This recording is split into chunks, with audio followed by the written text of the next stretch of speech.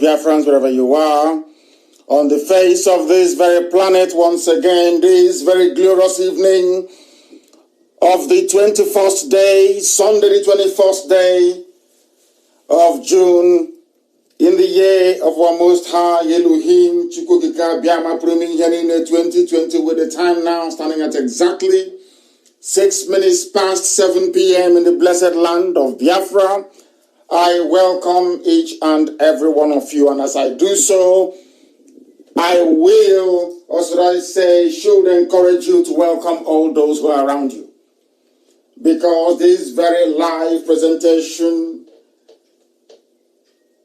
is going out to you in every time zone on the surface of this very planet.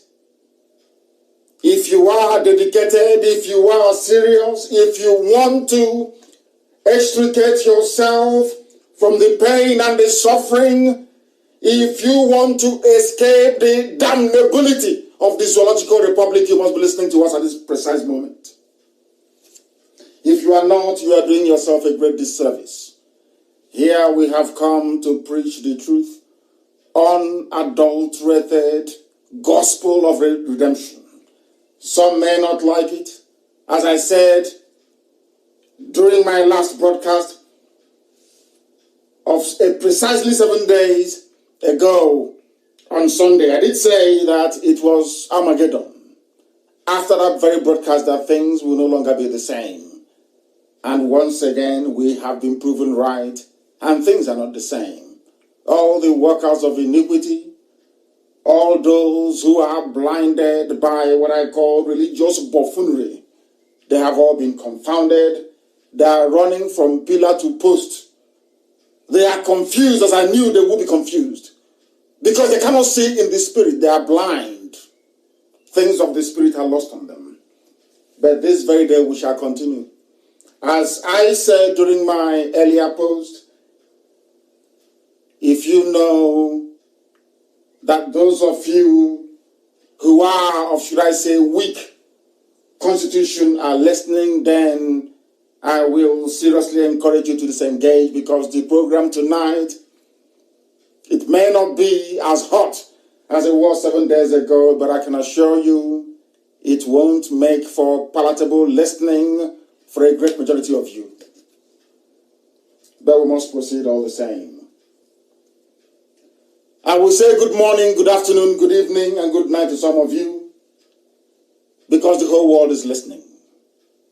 The whole world is listening. Before I came here on air, I did get a confirmation from Facebook that they are seriously suppressing and interrupting, should I say, people visiting to my page. They are doing all they can to make our work impossible. But they will always fail as they have failed previously. We are live on satellite. Those of you with strong decoder should be able to listen to us, which is what most of you are using in Abuja anyway. If you are in Biafra land, you will listen to us. If you're fortunate enough, via FM, one of our CHKs that is broadcasting in the land of Biafra. If you have a smart device, which most of you do have, you can listen to me by going to my page on Facebook, Mazi Nnamdi Kanu. I have nearly about, say, 300,000 likes, so you shouldn't be able to miss it. There are a few other ones set up by DSS to try to lure people away, to try to confuse people, but have failed. The same way that every enemy we encounter crumbles, that is how they too have crumbled. We are also on Radio Biafra app, and very soon we are also going to be on IPOB app as well. Right now we are on Radio Biafra app. You can get us via tuning. You can also get us via Sweet Radio. You can get us via, all these names I'm mentioning, just Google them. Log in, just search for Radio Biafra. You'll be listening to my voice immediately. Some of us have decided to stream us live also on YouTube, which I understand is the means through which most of you are listening. And I will encourage you to also go to Garden Radio as well. in all these places, you will be able to hear us this evening, live and direct. I say evening because of where I'm domiciled this evening, the same time as you have in the land of Biafra. My name is Nnamdi Kanu. I am the leader of IPOB, indigenous people of Biafra all over this planet.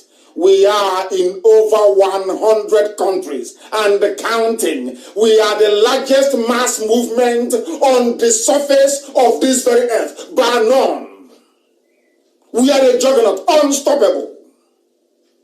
There is nothing anybody can do, not now, not tomorrow, not ever. We are unstoppable. Our march is towards Biafra, to restore Biafra, nothing more, nothing less. And this very generation of IPOB will accomplish it. Do you want to know why we will accomplish it? Because we always put Chukwukika Abiyama first. God Almighty in heaven is number one. That is why we worship Him and Him alone. That is why we bow not down before any idol. And I never say, I don't worship idol. And because of that, Elohim said, as long as you proclaim my name in every truth and every honesty, Biafra will come in your time. And because his words are yea and amen, anything he says must come to pass. That is why we have stuck only onto this path of redemption, in truth and in every honesty. That heaven and earth may bear us witness that they came and they proclaimed the salvation of God Almighty in heaven. Their cries and their prayers were listened to, and they were set free. When I say that this is the last miracle on the face of this very earth, I meant it. And with everything that's happening around us, you now understand the enormity of the task that awaits us. What we must do to be free. That is why we are gathered this evening, morning, afternoon, night, depending on where you are. Because for those in Japan, I think it's about 3 or 4 a.m. in the morning. For those in Malaysia, Indonesia, I think maybe it's about 2 a.m. in the morning or thereabout. For those of you in Los Angeles, it is 10 a.m. in the morning of Sunday. That's how it is, because the world keeps rotating all the time. When it is your morning in your time zone, it could be somebody's tea time, it could be somebody's breakfast, it could be somebody else's dinner, somewhere. That's how the world rolls. It waits for no one. When they say time waits for no one, is because regardless of what happens, the earth will keep rotating around the sun. It will never stop. Every blessed day, the earth is rotating at over 1,000 miles per hour. But you don't feel it. Because the grace and the miracle of creation is with us. Elohim is with us, and we must worship Him. This very evening, as we have always done. But I am going to pray a slightly different prayer in the language of heaven. Igbo language is the language of heaven, the oldest language on the face of the earth by none. Everything I say, I have proof. I don't say something that I don't know. Everything I say, there is proof. And I'm also going to prove it to all of you tonight, should you dare or challenge me to do so. And I'm going to pray. I wouldn't call it a prayer. It is a prayer, of course, because we're requesting something from heaven. We are going to pray a prayer of the 10 Commandments. And do you know why we pray this prayer? Because even those that founded the USA, United States of America, if you go to some areas in the USA, you will see a tablet proclaiming the 10 Commandments. And why is it very important that we pray this evening, alluding to the 10 Commandments? Because that will be the very basic foundation upon which Biafra will rest. I repeat, the 10 Commandments of God that nobody disputes, not even Islam, everybody believes in it. That is the pillar upon which we are going to rest this new Biafra. That is my promise to God in heaven. And this evening I will affirm it. Biafra will be a godly nation. Secular, yes, because you can practice whatever you want to practice, but it must be anchored on God. We don't answer Machuku for nothing. We don't call ourselves Umuchineke for nothing. It is for a purpose, a divine purpose. That purpose is that Biafra will come in our time. And the pillars that will hold Biafra the mercy of God Almighty in heaven. Unashamedly, I proclaim, because I know the whole world is listening. They want to know the type of Biafra we're going to build. And I'm telling them this very day that Biafra will be a godly nation, anchored on the core values and principles surrounding the 10 Commandments that was given to Moshe on Mount Sinai. Unashamedly so, I say. And please, if you bow down your heads, wherever you are, we are going to pray. Our enemies are not resting. We don't expect them to rest. But we must continue to preach this very gospel. The gospel of truth, of redemption, and of honesty. This very gospel of freedom.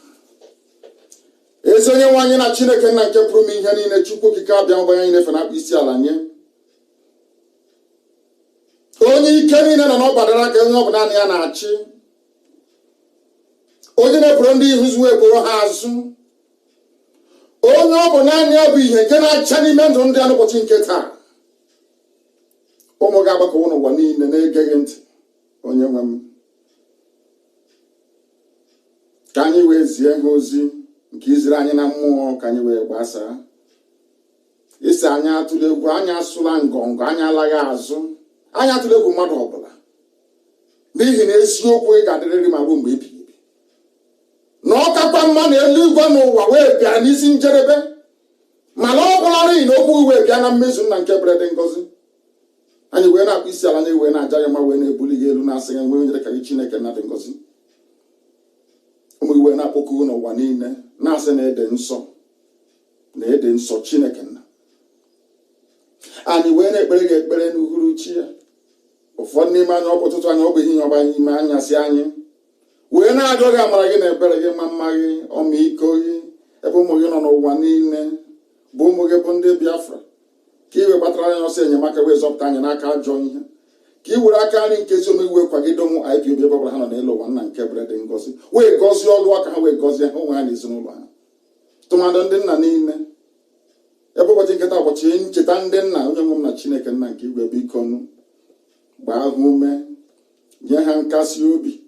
Nyekwa ha ikikere, nye ha mmụọ nke eziokwu, nye ha ezi mmụọ nke nghọta, ka ọ ga-abụ ha nụ eziokwu gị nna nke ebere, ka ha wee nabata ya.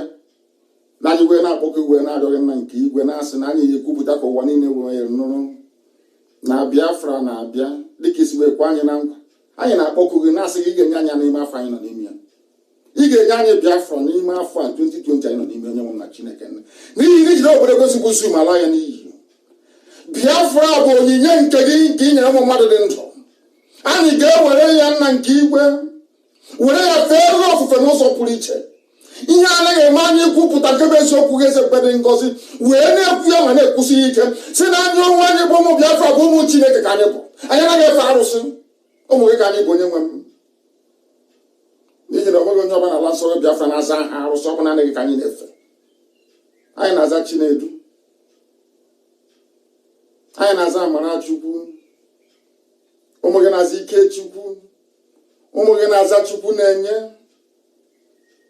Ụzọ niile dị iche iche ka anyị si wee na-ebuli aha nsọ ya elu site na aha nke anyị na-aza. Anyị wee na-ekweghị nkwa nna nke ebere dị ngọzi n'ihu ụwa niile bụ ndị na-ege anyị ntị, na anyị ga-ewere Biafra nna nke igwe wee guzo ya n'elu iwu iri nke nyere nna nke ebere dị ngọzi. N'ihi na ọnwa mgbe ụmụ gị bụ ndị Izrel na mkpagbu n'obodo Ijipt, iwe ezie ozi wee sị na ọ bụ naanị gị bụ Chineke nna nkụzirila nke ndị agha, na ha ndị dị etu abụ ụmụ gị, ha ga-enwecha ọzọ wee tinyere gị. Ha ga-akpụ isi ala wee nye arụsị ọbụla ma ofufe ya ofufe. N'ihi na gị onwe gị bụ Chineke nna dị ngọzi, ị chọghị onye ọbụla gị na ya ga-ama aka n'ihu.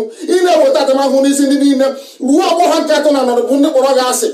Mana ịhụnanya gị na-adịgide n'isi niile ruo ọhụụ na 10 bụ ndị dị etu a bụ ezinụlọ ndị hụrụ anya ma na-edebe iwu gị. Isi anyị jikwala ha nsọ ya eme akaja. N'ihi na gị onwe gị bụ onye nwe anyị na Chineke na dị ngọzi, na ị gaghị agbaghara ka ha ara bụ ndị ji ahụ ewe n'ala ya n'iyi. Isi anyị cheta ụbọchị asaa n'ime izu ụka ma doo ya nsọ. N'abalị 6 ka mmadụ dị ndụ nwa oge ji wee rụọ, n'abalị 7 ụbọchị ezumike ụbọchị pụtara n'ihi gị. n'ụbọchị dị etu onwe nyọrọ n'ime anyị nke ga-arụ ọrụ ọbụla anyị onwe anyị na ezinụlọ anyị ma ọ bụ ndị ọbịa bụ n'ibere etiti anyị na-agbalị isii ka gị onwe gị bụ onye nwaanyị ji wee mee eluigwe n'elu ụwa n'ime oke osimiri nke anyị ma abalị nke asaa iwe ezu ike. Ọ bụ ya mere iji wee gozie ụbọchị asaa n'ime izu ụka ma too ya nsọ. Isi anyị kwanyere nna anyị na nna anyị ugwu ndụ anyị wee ogologo n'ala nsọ ka nke kwere anyị na nkwa.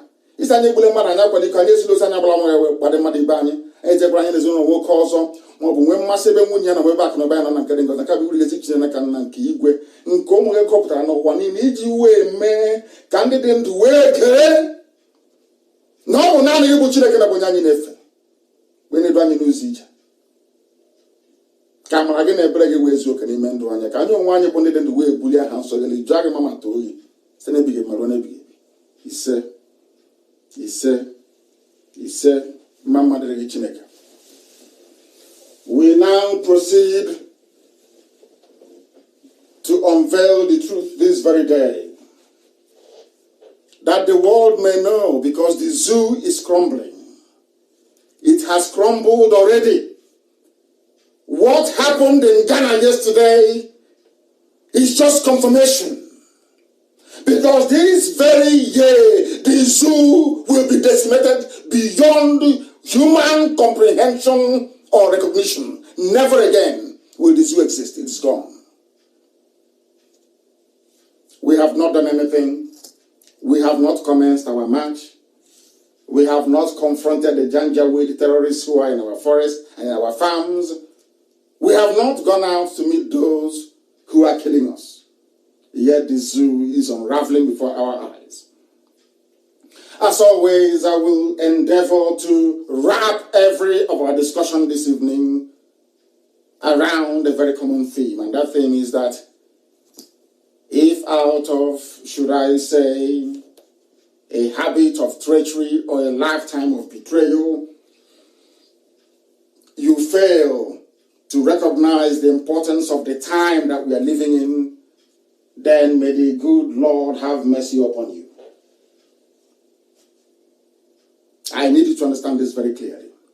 Because as I say always, we are a highly religious, I say godly people, let me put it that way. Some have turned it into modern day religiosity. What I want to make you understand this very evening is this: that every problem afflicting us as a people, as a race, is our own making. Every difficulty that we Biafrans are undergoing right now is our own making. And we trace it back to one common, or should I say, a simple denominator. And that denominator is slavery, kidnapping in modern parlance, and slavery, which the whole world is now running around trying to atone for. Before we came on air, we understand that the Church of England, of all places, Anglican Church, was involved in slavery. I will tell you the truth. And quite frankly, I don't give a damn if you like it. If you don't like it, go and do your research. Also, the Bank of England said they are apologizing for their role in slavery. And I want to tell you why we are in this mess we are in today. Those of you who are very close to your scriptures, those of you that have the Bible or even the Quran with you, I want you to go to the book of Exodus, chapter 21, verse 16. Exodus 21, 16. That is the genesis of our problem as a race. This suffering we are suffering today, if you go back to the Holy Book, if you go back to the Bible, it is there. That was the beginning of our problem. Everything afflicting black people in America, every pain, every shame, every dishonor, you can trace it back to this in the book of Exodus 21, 16. And before we proceed any further, you will also understand that every time we say we are in the land of Egypt, that the zoo called Nigeria is the land of Egypt. And I encourage you, if they kick you out of my page, We are on YouTube. You can go to Radio Biafra page as well. Because I know they will do the best they can to suppress us. That's what they will do. But the world is listening. After this program, by the end of this program, nearly 2 million people will have listened to it live. 2 million will listen to it live. So that is why we are not bothered. That is why we are not concerned. That is why we will continue to do everything humanly possible to preach this very gospel of redemption. Exodus 21 verse 16. I want to let the whole world understand. I want to let the whole world know where our problems started from, that they may know the truth, and that truth will set them free. Once you commit this crime, once you commit this very crime, you must be punished. Your race will be punished. God will never ever forgive you until you are punished.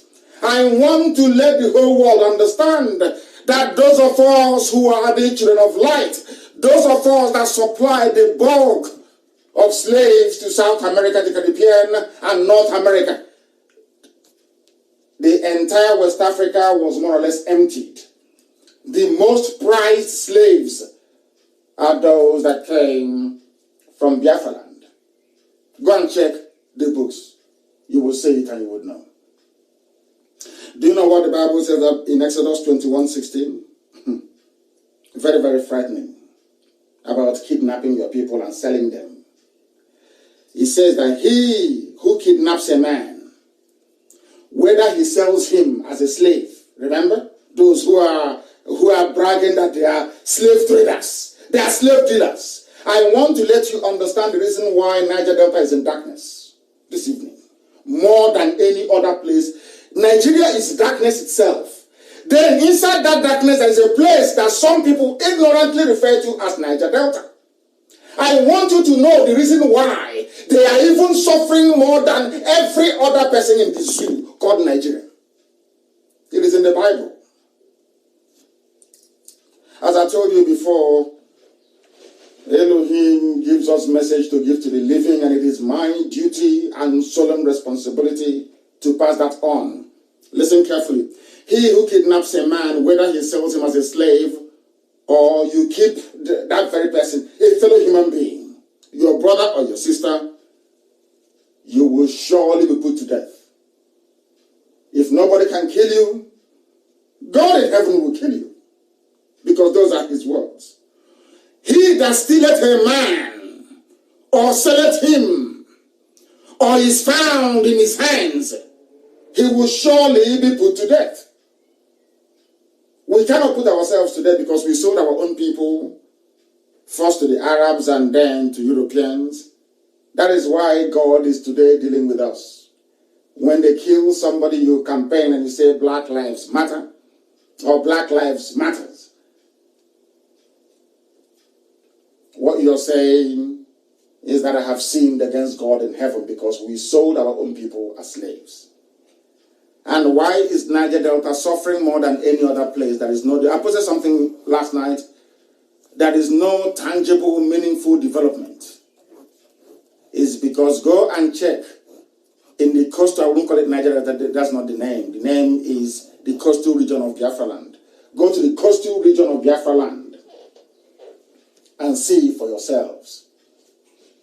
The people suffering most from the coastal region of Biafra land were the hotbeds of slave trade. God in heaven is against. Not just there. I want you to also go to the book of Deuteronomy 24/7. To the book of Deuteronomy 24/7. If you go there, you will see what is happening. If you go there, you will understand what is happening. And the reason why you shouldn't be kidnapping people, because once you do that, once you kidnap somebody, you are bringing a curse not just upon yourself and your family, you are bringing a curse on your generation as well. That is why it is absolutely critical that in the next coming weeks and months, when we come to confront the enemies who are within, the Janjaweed that have come from all over the Sahel to take over our land, that we understand this. It is a cardinal rule. It is a cardinal principle that can never, ever, ever be breached.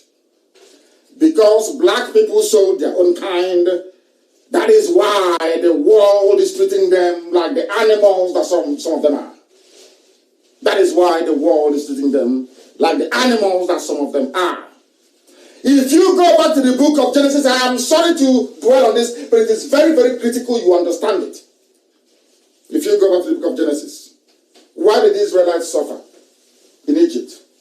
Was because the house of Jacob, they sold their brother Joseph. The same thing that God himself was against was what they did. They sold him to the Ishmaelite merchants. The same thing that we did in the land of Biafra. The same thing that we did selling our own people, our own kind, first to Arabs and then to Europeans. And you expect God to love you. It is impossible. You must pay for it. And that punishment is what we are in right now.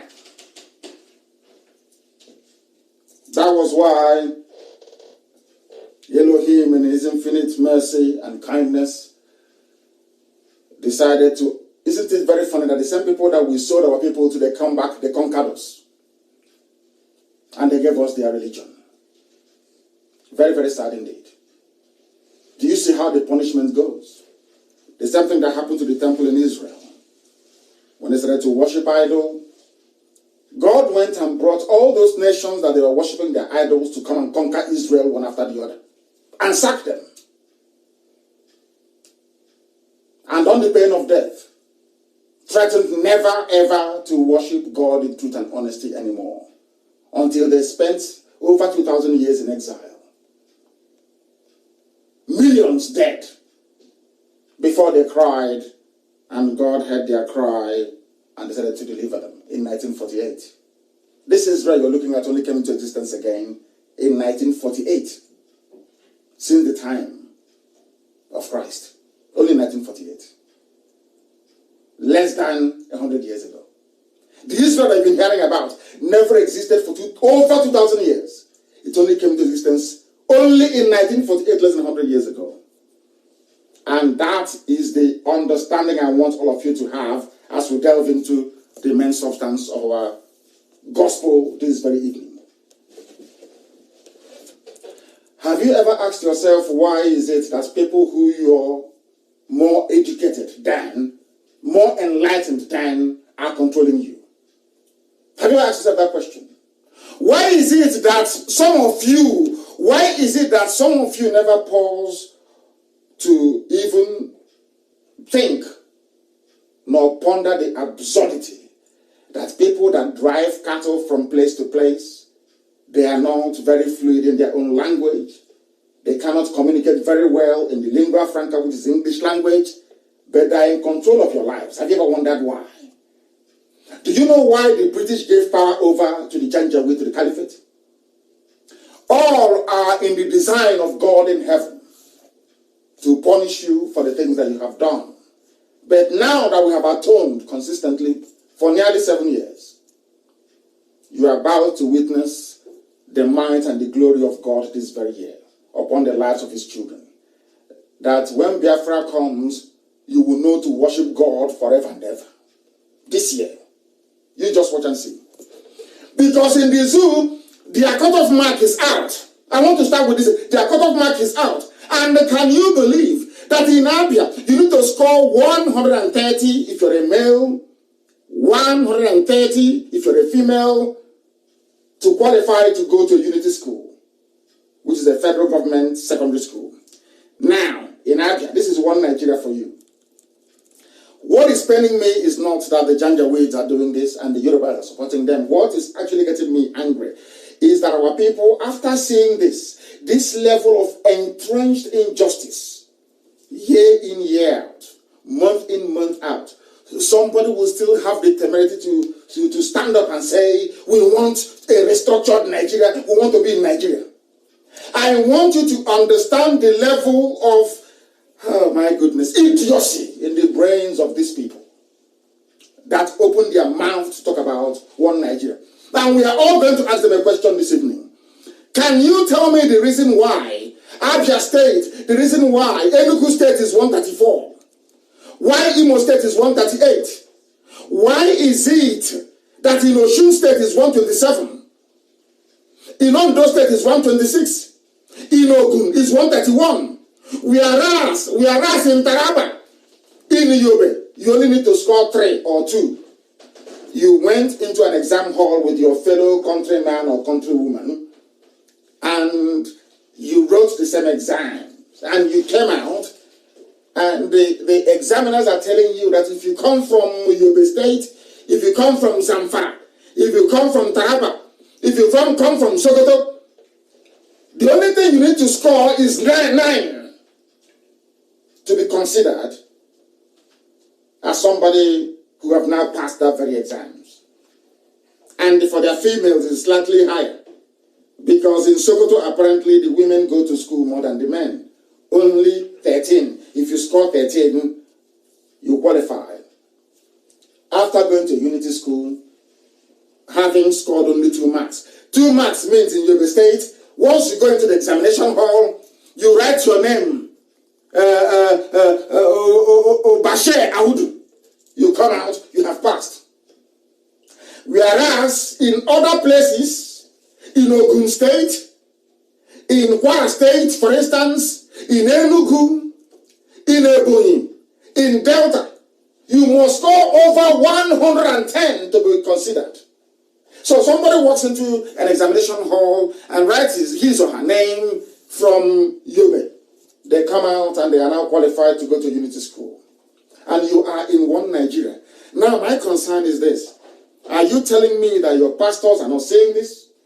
Are you telling me that those that claim they are part of this Let's Keep Nigeria One, are they not seeing this injustice? Those that came out to protest for Black Lives Matter, don't they see this? Those that claim they have NGOs and fighting for equality, don't they see this? I'm asking, don't the British High Commissioner see this? Don't the US ambassador understand what is going on? Are you telling me that the German ambassador is unaware of what is happening? Are you telling me that all the missions of every civilized nation to the zoo called Nigeria, are you telling me that they're not aware of this very broad daylight, blatant discrimination? Now I'm asking you, those that want us to be part of one Nigeria, on what basis, therefore, are you asking me to be part of one Nigeria? On what basis? This is why a lot of our men spend their time gossiping. They don't attack the issues that matter. I want to ask every senator, every House of Reps member, in which country of this world do you have not just but triple standard? One standard for Yobe, for Taraba, for Sokoto, for Zamfara, for Abuja, for Katsina, for Kanu, for Kaduna, for Jigawa, and then for Abia, Cross River, Ogun, Osun. I ask you, therefore, based on what is happening, these are our children, those going to secondary schools. These are little children, the ages of 10 and 11. So, from that very age, you are telling them that they do not matter, that they have to aspire, not to be excellent, but to be mediocre. Because if there is no incentive, if somebody who scores only 2 marks from Yobe can go to unity school, then what is the incentive for studying to score over 130 or 134 as the case may be for Enugu and Imo? Just explain that to me. But you have senators, you have lawmakers, you have those championing one Nigeria, saying Nigeria used to be great, it will be great again. How can it be great? How can you subscribe to be in a society where somebody from somewhere, because they are janjaweed, they don't go to school, they sniff glue from morning till night, they move cattle from place to place, they only score 2. All they need to remember when they go to the exam hall is their name, and they have passed. Is that very fair? Is that how to run any country? And why are those who should be speaking out not speaking out? There are a rented mob of, should I say, unemployed and slightly educated fools in Abuja. You know what I always write petition. If you see their shirt, they always have blue pen, red pen, and black pen. They, you know that plastic beak, they line it up. That's their petition writers. That's what they do. Hawking, should I say, their ERAT services to anybody who is willing to pay them top money. Do you see what they have done to you?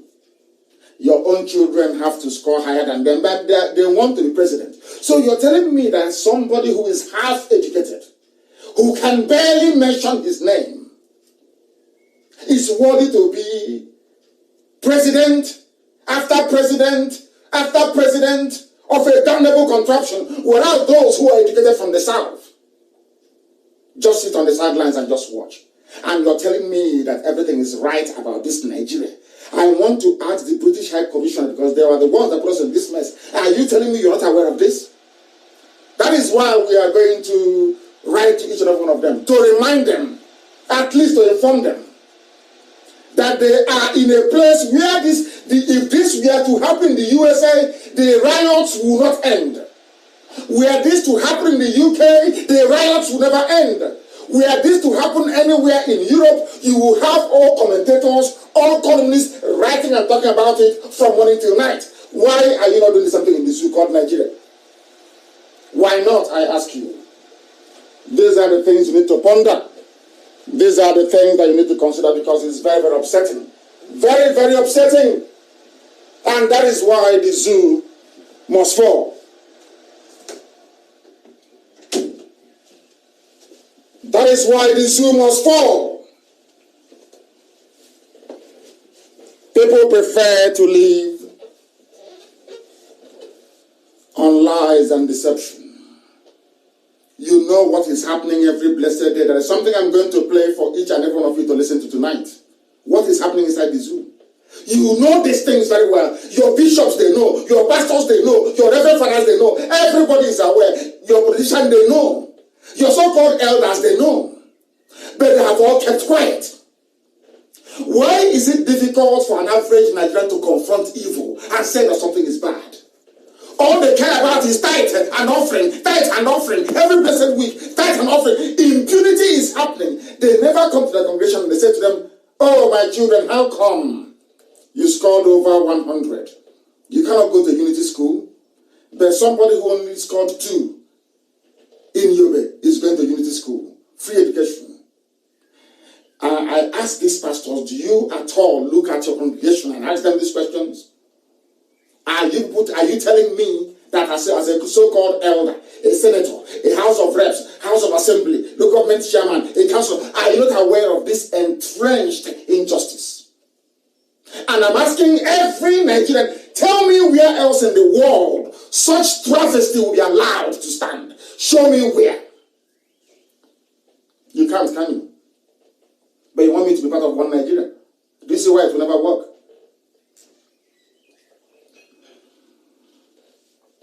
Because all of you are hypocrites. You are all hypocrites. Now listen. The injustice did not stop there. Everybody is there now watching as violent Islam, jihad is coming. Sweeping and killing people every blessed day. Cutting up our parts and throwing it all over the place.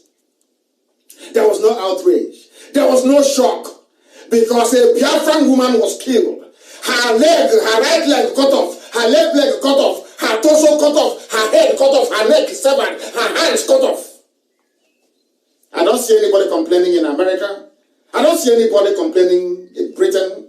I don't see any diplomatic frenzy. That woman belongs to somebody. Has a father and a mother, maybe children, who knows?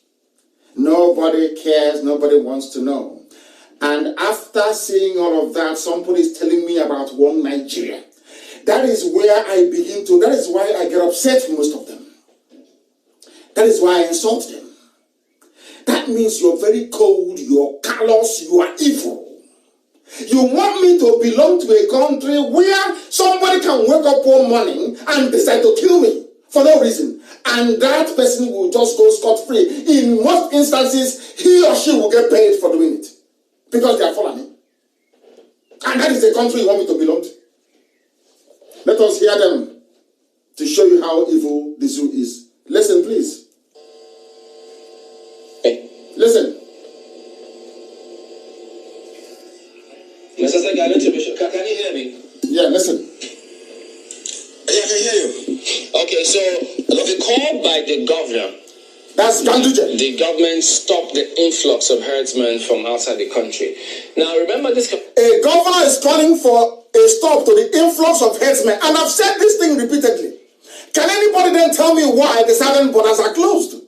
You have politicians in the south, so that is to tell you that every politician you have in the southern part of the zoo called Nigeria is in the pockets of the Fulanis in the north. And that is punishment from God. Because as we were selling slaves, so we are the Yoruba. Also, the name is actually Duduwa. We'll come to that later. Not Yoruba. The Duduwas were also selling their own slaves. Those in Dahomey were selling theirs too. In Badagry. Big time. Selling slaves big time. That is why you see how God punishes people who go against him. Slavery is evil. Before other people around the world begin to atone for their role in slavery, Africans must first apologize to black Americans for selling them as slaves. We sold our people. A white man did not just wake up one morning and come and start grabbing us. No. We were the ones selling them. And this is the result of it. The same thing is continuing today. The same rubbish is continuing today. Those of them in the northern part of the zoo, the Fulani Caliphate, they opened their borders from Sokoto to Meduguri. Anybody can come into Nigeria. Go to Benue, go to Agatu, take land, rape their women and kill them. Our army is there, brother will protect you. El Rufai will protect you. In the southern Nigeria you want me to belong to? But in the south, the borders are closed. And you're telling me that your so-called southern elders are that they are normal? You want me to respect them? They are there, and this level of impunity is going on. And they kept quiet. And you want because of one Nigeria. Do you see how foolish you are? Those of you idiots from the south claiming that you want to be part of one Nigeria. When will you develop brain and be able to reason? Why did they close your borders in the south, but open the ones in the north? Why?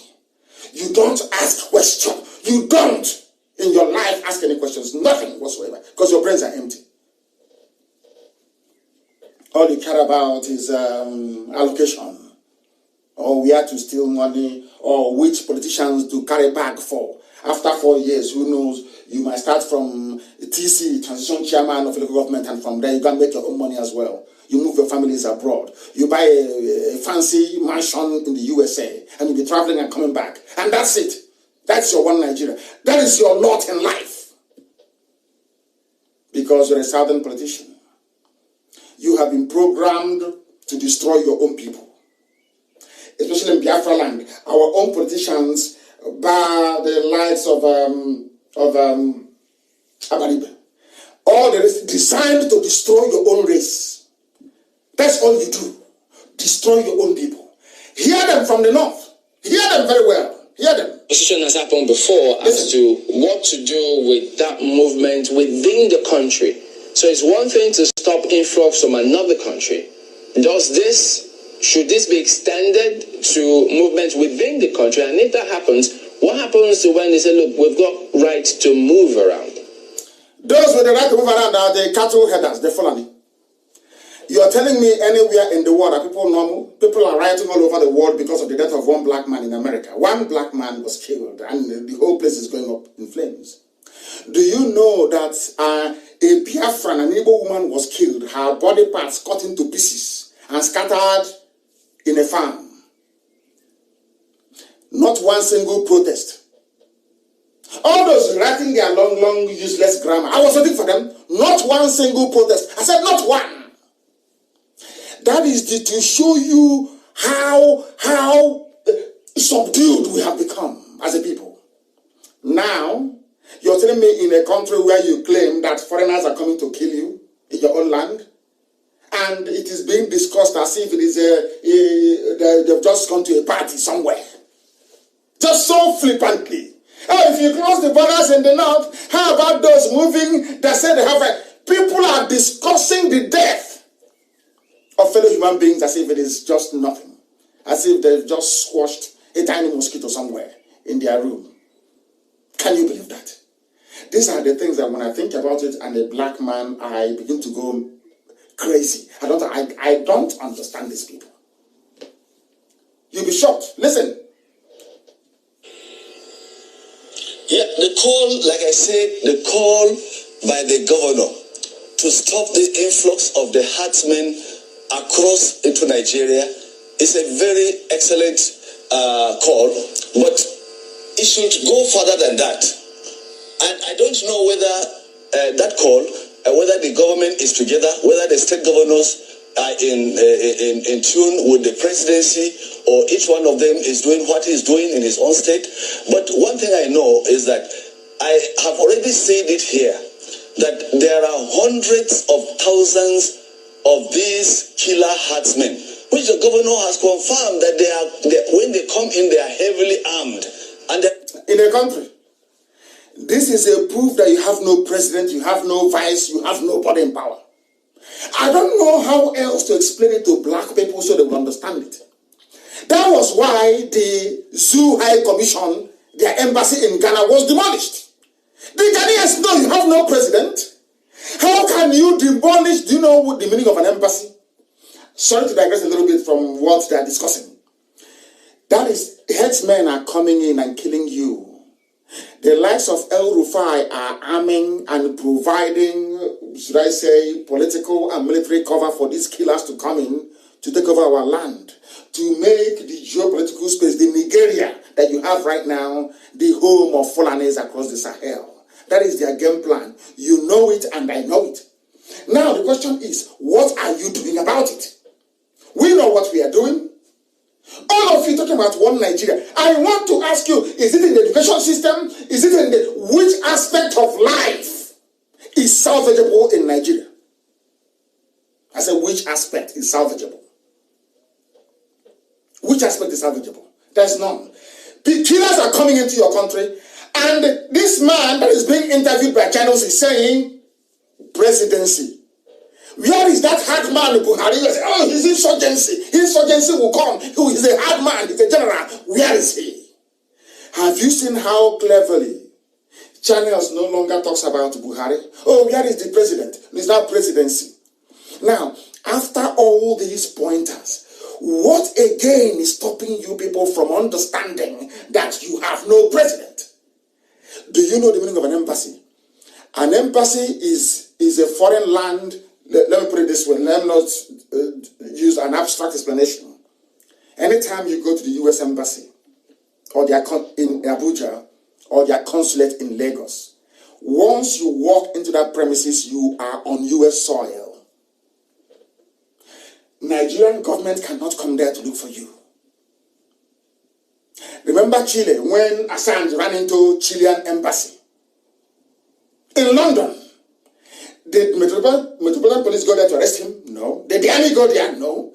Because that piece of territory is Chile. You can't go in there. International diplomatic protocol. Now, once you invade an embassy, it is tantamount to the violation of that country's sovereignty. That is how important it is. For the embassy not to be invaded or no, it was demolished. The Zoo High Commission in Accra was demolished. You have not heard anything from the president of a country whose land was invaded. What does that tell you? Do you see why I am angry with all these fake pastors that are fixated on tithes and offering? Do you see the reason why? Tell me why a country, if you doubt me, go and invade the U.S. Embassy in Abuja. Trump, as you're invading, the president of America will be talking immediately. Go and try it anywhere in the world. But you're telling me that the embassy, let me call it an embassy, the embassy of Nigeria was demolished in Accra. The president did not say anything because there is no president. Absolutely none. None whatsoever. Headsmen are coming in, they're killing. Do you now understand my anger against these people? This is what I'm talking about, the brain of a black man, inability to discern, to reason, to think. People don't even know about what an embassy is. They don't know the sanctity of an embassy. They don't understand it. You think it's just where you go and get visa and you travel. Or where you go and get your passport renewed. Do you know the name of an embassy? That piece of embassy in... Who are these people, for goodness sake? Who are they? What sort of human beings are these? They never listen, they don't think, they don't reason. These are the people in the zoo we are talking about. And that is why we must leave the zoo as imminently as possible. Because some of our people, they don't reason anymore. They reason like the janjaweed. Why they are calling, I have no idea. Why they are calling, I have no idea. But they will call anyway. They will call. That is who they are. That is the way they reason. Very, very sad indeed. Very, very sad indeed. As I was saying before, I was rudely interrupted by that caller who is not paying attention. They're not listening. Because if he's listening, why would he be calling when the lines are not open yet? Why would they be calling? Do you see the reason why blacks are in a mess? Do you now understand it? Why we are in a mess? Do you see the reason why the Fulanis can do whatever they can and get away? Because every ambassador in the zoo has been bribed. UK, US, Germany, all they are there for is how much they can loot. As your politicians are looting, so are they looting as well. Since you want to destroy yourselves, we will help you destroy yourselves. That's what they're doing. Do you now understand it? Do you understand it now? The mess that people are in. The building block for every society, so to speak, is fairness, equity and fairness. What is the fairness in having different cut-off marks? Not just maybe 10 or 15 or 20. I have to get 134 from Imo State to go to school. There's somebody that is a janjaweed from the north will need to score 2. And when you have them as president, as finance minister, as the head of strategy and planning in the Ministry of Finance, as the head of budget, you want your country to move forward, to be like Singapore, to be maybe like India, to be growing. Are you not insane? Because from their education, you shall know them. I have said it before and I'm going to say it, that the reason why we are so messed up the way we are is because we are in darkness. Some of you born into darkness. I was born a Biafran. Some of you are born into darkness, so you don't know any better. And we are the light of the world. I say it because every Abrahamic faith that you have, the 3 great religions of the world, which is Judaism, Christianity, and Islam, everybody alludes to the fact that God is light. I said everybody. From the Old Testament to the New to the Quran, everybody acknowledges that God is light.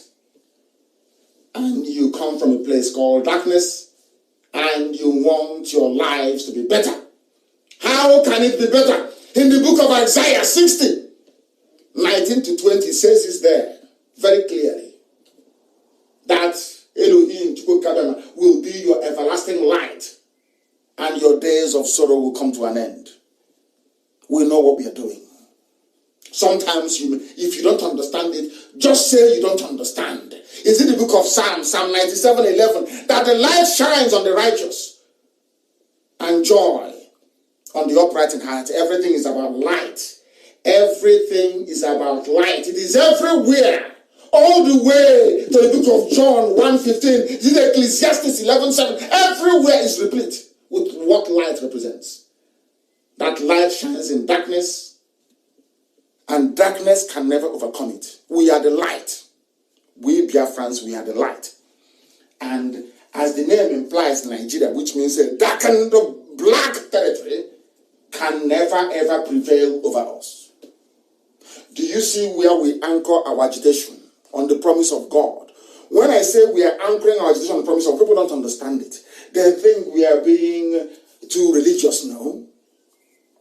I studied both the Old Testament that underpins Judaism, New Testament that underpins Christianity.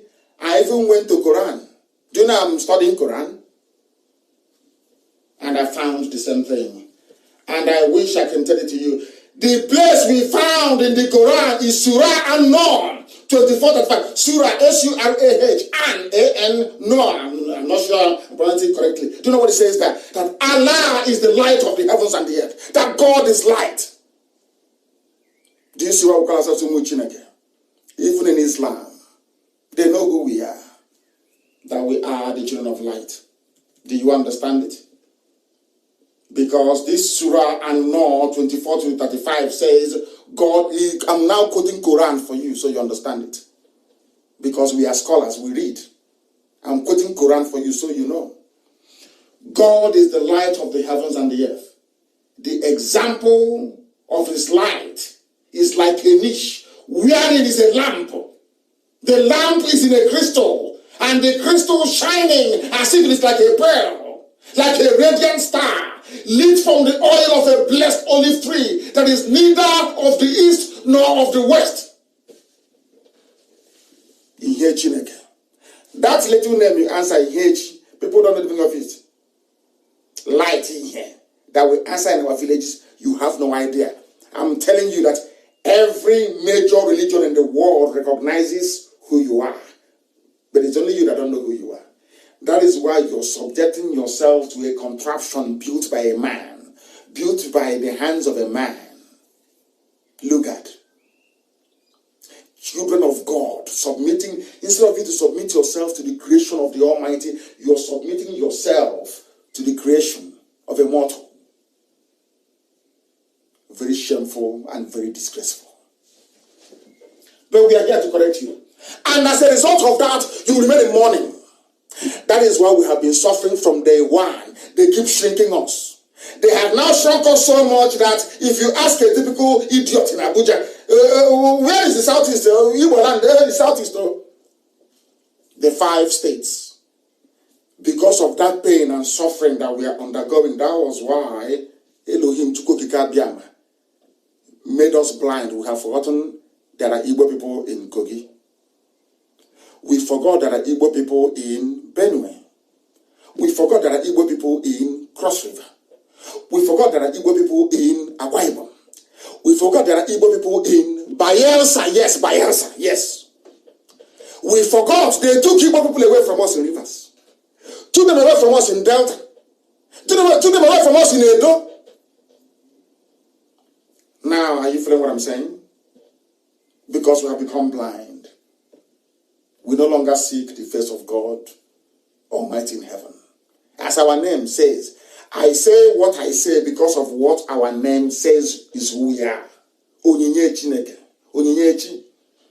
That is our name. That is our own name that God gave to us because we represent the light. The name is everywhere. All the way from Anambra, which is the capital of Igbo land, all the way, every part you have in here. Everybody answers light in here, light everywhere. And then you come and you cocoon yourself in darkness, that is the zoo. And you want God to bless you. God cannot bless you in Nigeria, it's not possible. It is impossible. If you like, remain in Nigeria for 1 trillion years, God will never ever bless a Biafran. Individually you may be rich. Maybe like maybe Ibet or innocent or whatever. You may be boy to change away and they give you something and allow your business to thrive. But the road that leads to your village will be a death trap. You will encounter armed robbery. You will encounter civil strife. You will encounter pain. You will see suffering on the faces of those that will come to your house every morning. Your life will never be complete if you don't know. Now listen to what is happening to us. There is no lockdown in the north. No lockdown in the north. In Biafra land, they said we should lock down. We should go indoors and stay indoors and lock down. Yes? And now let me tell you what is happening as a result of that. Let me tell you what's happening as a result of that. Listen carefully. Listen. She's speaking Igbo language and of course Ngwa dialect. They say sit at home. So everybody sat at home now, as usual. Now look at how we are being dealt with, how we are being punished. To tell you that the hand of God is in what is happening to us. I'm being honest with you. People who are not in the spirit cannot understand what we're saying. You can never ever understand what we are saying. Because we are now preaching the truth. That is why every force of darkness have now come to fight us. Including Facebook. And I want it to be posted. Where Facebook openly wrote to me and said, we disagree with this your post that you made. We are limiting, which means suppressing the number of people that will see it. And that's exactly what they're doing today. And who are those doing it? Yoruba people working for Facebook. Black people doing this. Do you now understand the mess? When I tell you that the heart of a black man is evil, people say, oh, you're elevating whites and talking down on black people. But all the evil happening is from black people. The people suppressing not just mine, every active IPOB family member on social media, on Facebook, his or her account is being suppressed. Have you asked yourself why? And those who are doing it. Do you think it is Zuckerberg in California doing it now? They got a contract from Nigeria. They took the money. They hired Yoruba people to put them there to be doing it. The same way they hired Fulani people to be managing BBC Igbo for them. The production manager, the program manager for BBC Igbo are all Fulani people. Are you aware of that? Our enemies are plentiful, but we are going to prevail. I'm telling you without any doubt. We have prevailed already. I say without any doubt, we have prevailed. What they don't know is that Facebook doesn't control YouTube. We are there streaming live. They don't control the FMs in Biafra land. We are there live. They don't control the satellite. We are satellite live. They cannot tell TuneIn what to do. They cannot tell Sweet Radio what to do. They cannot tell Simple Radio what to do. They cannot tell Garden Radio what to do. In all these platforms, people are listening to us. That's the hand of Elohim. That's how it works. Let us listen to our mother. Biafran governors are saying, sit at home. Don't go out. Oh. If you come out, we'll kill you. Meanwhile, the Janjaweeds are coming from the north. Let's listen to our mother. From Ongwa. I will interpret for you, please. Don't worry, just listen to her. Yes,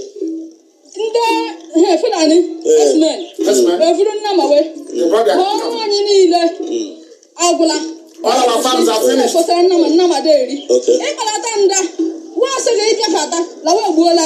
In our own land, our mothers go to the farm. They say, if you come close, we'll kill you. We'll rape you and we'll kill you. In our own land, and brought their light. While the governors are saying, sit at home, lock in, stay at home. Our farms are now fertile grounds for rape and murder, destruction of farm produce in our own land, in the land of the rising sun, the very center of this universe. I wouldn't say universe, I would say the earth. Can you believe that? These are governors. These are so-called political leaders. They foolishly call themselves elite. Do you see what they're doing to you?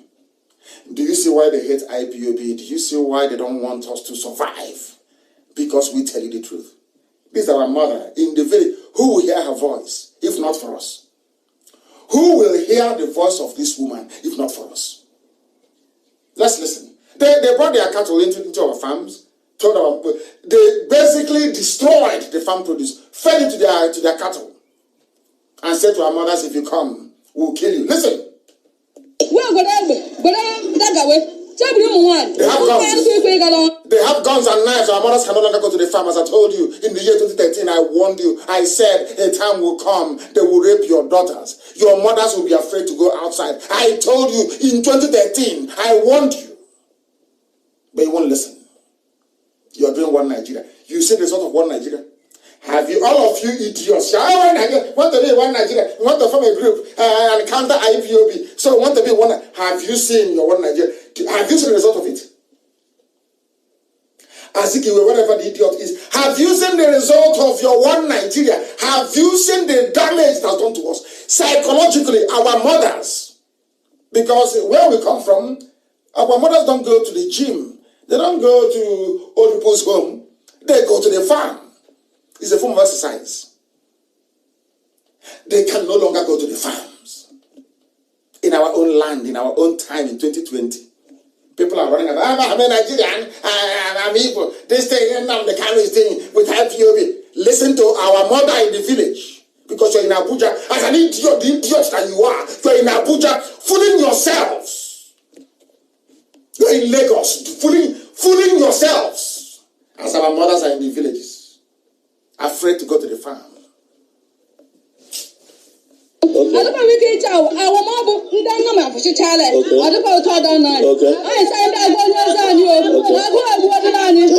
They are dying of hunger.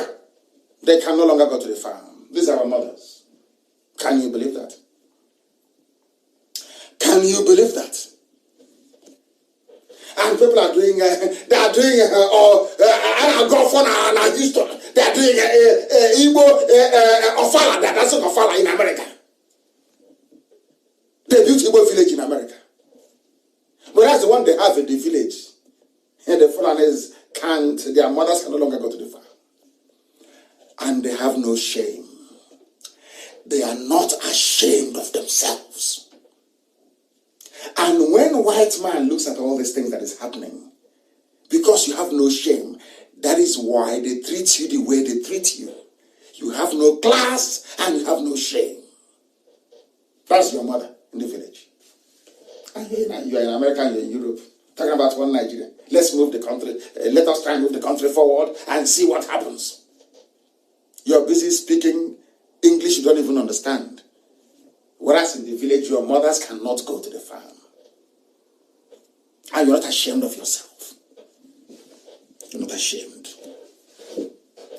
That is why I preach this gospel the way I do. If you look at the zoo called Nigeria, ask me why people are quiet. Tell me why your pastors, even those in Ongwa in Aba, tell me why you will not go and condemn this woman's experience. The pastor will be more interested in tithes. That handbag she's carrying, how much do you have there? Bring it. Put it in my palm. Your plight doesn't concern them. So what you're doing is that you're witnessing wickedness from every side. From politicians, from your clergymen, from those you call your elders, from your traditional rulers. And when things are this way, the only way forward is an absolute overhaul of the system. A revolution. And that's what we're having. And what we will have. Fulani Caliphate, they left the northern borders open to allow the fellow terrorists to come in and take over our land. And any day now that we decide to go and confront them, you will see Channels TV, BBC. You see BBC? That won't come. Now they are killing us, BBC will not come. Never. You won't see BBC, there will be no CNN. Nothing, no, they won't come. But any day now, any day, you see what happened in Delta State. In Akwanam. You saw it. As soon they've been killing and raping, the moment we rose up to say enough is enough, Channels was there the next minute they were there. We are all Nigerians. Don't move. Nigerians now live in the forest. This is the reason why we said no to elections. Because we know the quality of politicians on display. We know they will never speak. We knew that a time like this will come that would require leadership. Strong leadership. And we also know that they would fail. Have they not failed? Have they not failed, all of them? They have failed. To make matters worse, how they can open their borders in the north and people are coming in is just beyond me. There's another interview I want to play for you. I want you to listen to what this man has to say. Listen to him to what he has to say. And as I said, keep saying to you, if you are kicked off from my page, which they are doing, please go somewhere else. There are plenty. Just download any of the apps and listen. Or go to YouTube. We are there. You can listen. They think they can frustrate us. Idiots. That's how foolish they are. Listen carefully, please. Listen. In Katsina State, listen. I went to Koterekwashi. So along the Koterekwashi Kankara Funtua route, I saw Hausa youth blocking the road. He said Hausa youth. Fulani headsmen, Hausa youth. So anybody telling you that the North is united, the North is talking rubbish. Because of what we are doing now, the Hausa youth, they have woken up. They have now seen what we saw many years ago. Hausa youth are now blocking the road. Hausa. Have you heard of that before? But if you see all the atrocities being committed by Fulani terrorists, claiming they're headsmen, you will think, you say, oh, it's Hausa Fulani. Do you see why I said it is not Hausa Fulani, it's only Fulani that is causing this mayhem? Have you heard this man? He was speaking on their national TV, which is channels, APC television, telling them the truth. Hausa blocks the road against Fulani because they're fed up. But you have some people who are supposedly Biafrans in Abuja talking rubbish that they want to be one Nigeria. When others are running away, you want to come put your head in it, as usual. As Azikiwe did. And look at where you are today. Your mothers can no longer go to the farm. And you're not ashamed of yourself. Listen, please. When I ask what is this, they say that people are being killed. And Hausa people are being killed. Are you listening? Hausa people are being killed. Hausa, they are being killed. Are you listening? Government is not doing anything. Government is not doing anything. Why is the government not doing it? Because there is no government. That is why the government is not doing it, because there is nobody in power. Nobody is in office. Are you listening? Nobody is there. They bring down your embassy in Ghana. Nobody's talking. Foreigners are coming in, they say, with AK-47 to fight, to kill you in your villages. Nobody's talking. They go to Ngwa. They kill. They rape. They dismember our people. Nobody's talking. And you're telling me you have a government? Now, it is now that it actually dawned on me that, let me tell you one thing. Your so-called daddy GOs, that is your pastors, your politicians, and your traditional rulers, they are all working hand in hand. Now they can no longer sell us as slaves. Believe you me, if they had the opportunity now to start slavery, they'll start all over again. Because they cannot sell us. The only thing left for them to do is to punish us as much as possible. To make our lives as miserable, as intolerable as possible. If we are dying, we can die. You're telling me that 40 years ago, even after the war, you will come into Igbo land, you will cut up a woman into 6 pieces, scatter her bodies everywhere, and nobody will do anything. Of course not. That is the sign of the times we're living in. This is the era of Ohaneze and Gatron and Ndushi. This is the era of 419 politicians. This is the era of high-tech rigging. This is the era where Fulani Caliphate have come out full force to take over everywhere in the zoo. And it's happening before your eyes. The man is saying it. Even houses are being killed. Now tell me why everybody should not rise up and say to hell with these Fulanis. Who are the ones causing this problem? They're the Fulani now. Who else is doing it? Every other ethnic group is a peaceful group. I'm being honest with you.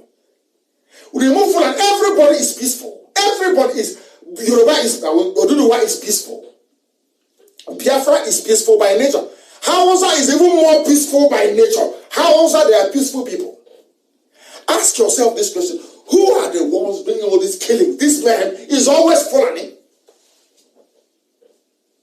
It's them. And they're the ones that need only 2 marks to go to school. Only 2. They only need to score 2 to go to school. Others will score 140. Has that ever dawned on you before? Do you now understand the mess you're in? Do you understand the mess you're in? That is what we are trying. That is what gets us angry. And we are trying to make you understand. We speak English, you don't understand. We speak Igbo, you don't understand. We speak Efik, you don't understand. How do you want us to explain this to you so you understand it, that your life is a mess? And it is your responsibility, your duty, your responsibility to do something about it. Now listen, please. Listen carefully. Notice that a lot of the headsmen that I talk to, they don't speak English. I don't speak Hausa. Because I said, came to me now. He said, he kept quiet. I said, may I say, why is he not talking? He kept quiet. And they say, they should stop speaking French. And they say, to parler français, say, oui. And he starts feeling comfortable. And as we continue to talk, I found some of these people are from Mali, some from Mauritania. Now, what we are saying is, Mali and Mauritania invading your land, coming to Abia State, going to Imo, going across Biafra land, Bayelsa, rivers, killing people at will. I have a president. My God in heaven. Hey, Nisioji, black people, you people are astonishing. You people amaze me. You know, there is a level of stupidity somebody will exhibit. You start avoiding them for your own good. When somebody says, I am a Nigerian, avoid that person for your own good. If somebody says, oh, we believe in one Nigeria, avoid that person for your own good. You are telling me that in a country of professors and lawyers and doctors and what I call backyard elite, people can come from Mauritania, from Mali, speaking laissez-passer Français, I don't know what they call it. They can come into the zoo, travel all the way to Benue, go to Akatu and kill people because they are Fulani. So, in case you are wondering, those coming from Mali, and they are not just any, they are Fulanis from Mali and from Mauritania. Fulani, they come into your land and they kill you. And on top, some idiots will come and tell you one Nigeria. And it's time we start stoning them all. It's time we start stoning them. And to make matters worse, there are places now in Katsina, AIT was reporting, Katsina villagers now pay monthly fees to bandits to evade attacks. Who call them bandits? Yoruba newspapers, Yoruba media. These are Fulani terrorists. They are not called bandits. They are terrorizing Hausa people in Katsina. Fulani bandits terrorizing Hausa people in Katsina. Why are they doing it? Because Hausas were foolish enough to allow them to come into their land 200 years ago. And this is the result. The same thing that some idiots want us to do now. What we want is restructuring. What IPOB is doing is not good. All we want is restructuring to restructure the polity. Talking rubbish. Restructure so that sometime in the future, Nnamdi will be like Katsina, where we'll now be paying the Fulani settlers in what's it called again? In Obunike. We're paying them now to maybe to go to stream to go and fetch water. You know they're in Obunike big time. They're there, camped big time. And some idiots in the USA is claiming they're from Obunike. They are just in the USA eating hamburger, talking rubbish in America, whereas their village is gone. That's how foolish they are. How foolish they are. You know, that's something about us is that we don't see things or call things for what they are. The people of Obunike selling land and giving it to Fulani. So Fulani, Obunike is gone. Go there and fetch water, let's see. The same thing that the Hausas did, ignorantly and stupidly allowed Fulanis to come in. Today, they are as useless as the zoo itself. They are now paying bandits to be able, they are paying Fulani terrorists to be able to go and look for something to eat. In Nigeria, with a president, with a vice, with a chief of army staff, are you not daft? Are you not? Why won't I speak to you anyhow? Because you behave like a fool. I want me to give you respect. How is that possible? I'm asking you. How is that possible? How? Just tell me how. You're in a country with a president, and people are coming from Mali, from Mauritania to come and kill, and you keep quiet. And you're a president? You people are jokers. Honestly, you are all jokers, all of you. Jokers, all of you in the zoo. You are a complete and absolute mess. What some of you don't know, keep saying it, is that some of your criminal pastors are working hand in hand with these equally corrupt politicians who are not only corrupt but very mediocre. They know how to do nothing.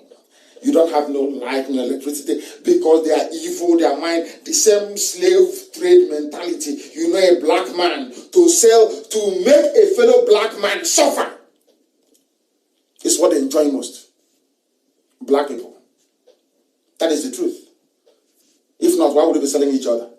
Why did we sell our people? Now we want everybody to apologize to Africans. That's rubbish. Africans were the ones selling their own people. Nobody needs to apologize to us. I'm being honest with you. That is nonsense. Apologize for what? It was blacks that sold black people. If anyone is to apologize, black people from Africa should apologize to blacks in South America and blacks in North America. That's how to do it. We are the ones that sold people. If there's no market, nobody will buy anything. Now that all the supermarkets are shut, do you go out to buy anything? But if they open it, you go there, you buy something. It was Africans that opened the shop to say, we have our wives and our children to sell. And the world came to buy them. And sometimes when they come and there's no one to buy, they take it by force. That's how it is. Just like the way you have looting everywhere. Isn't it? If you go to buy something in the shop and they tell you, oh, we're not going to sell to you, you loot the shop and you need something, you take it. That's how life is. Africans opened up their land to say, I have my uncles to sell. Some will say, oh, I want to sell my mother. I don't have, let me sell my mom. And they say that without conscience. I want God to love you. You must be insane. That is the truth. Africans should be apologizing to black Americans for slave trade. Leave Barclays alone and leave Church of England alone. If you have no market, they will not be coming to buy from you. That's the truth. I am going to release our inquiry lines again, please. So if you see anything going wrong where you are,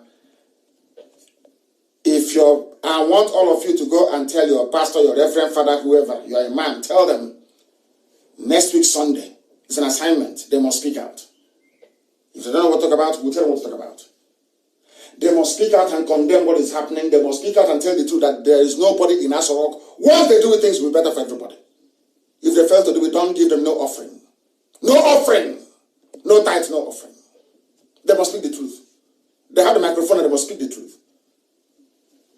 Wicked people everywhere. You see them, publish those pictures, please. You see the pictures, they keep flooding. When Jubril was there, they were going to see Jubril. Bishops, they go to see Jubril. They know that boy is not some Buhari they met in 2015. They know it. And they're carrying Bible, carrying the word of God, deceiving themselves. And I'm asking them, that boy you're going to see, is that Buhari? All these bishops going to Asorok, that boy is there. Of course, Jubril, he has not run away. The little, that comedian that is there now, that they gave a wife to last week, is that Buhari to you? That little boy is not even up to 25 years old. Is that Buhari to you? You're carrying the word of God, Bible. Some of you are carrying Quran. It's common to speak the truth. Because you don't want to speak the truth, and Buratai was able to go. Not Buratai, who is there now? Maybe Ibrahim Gambari will send their flying hit squad in the army to come and kill you.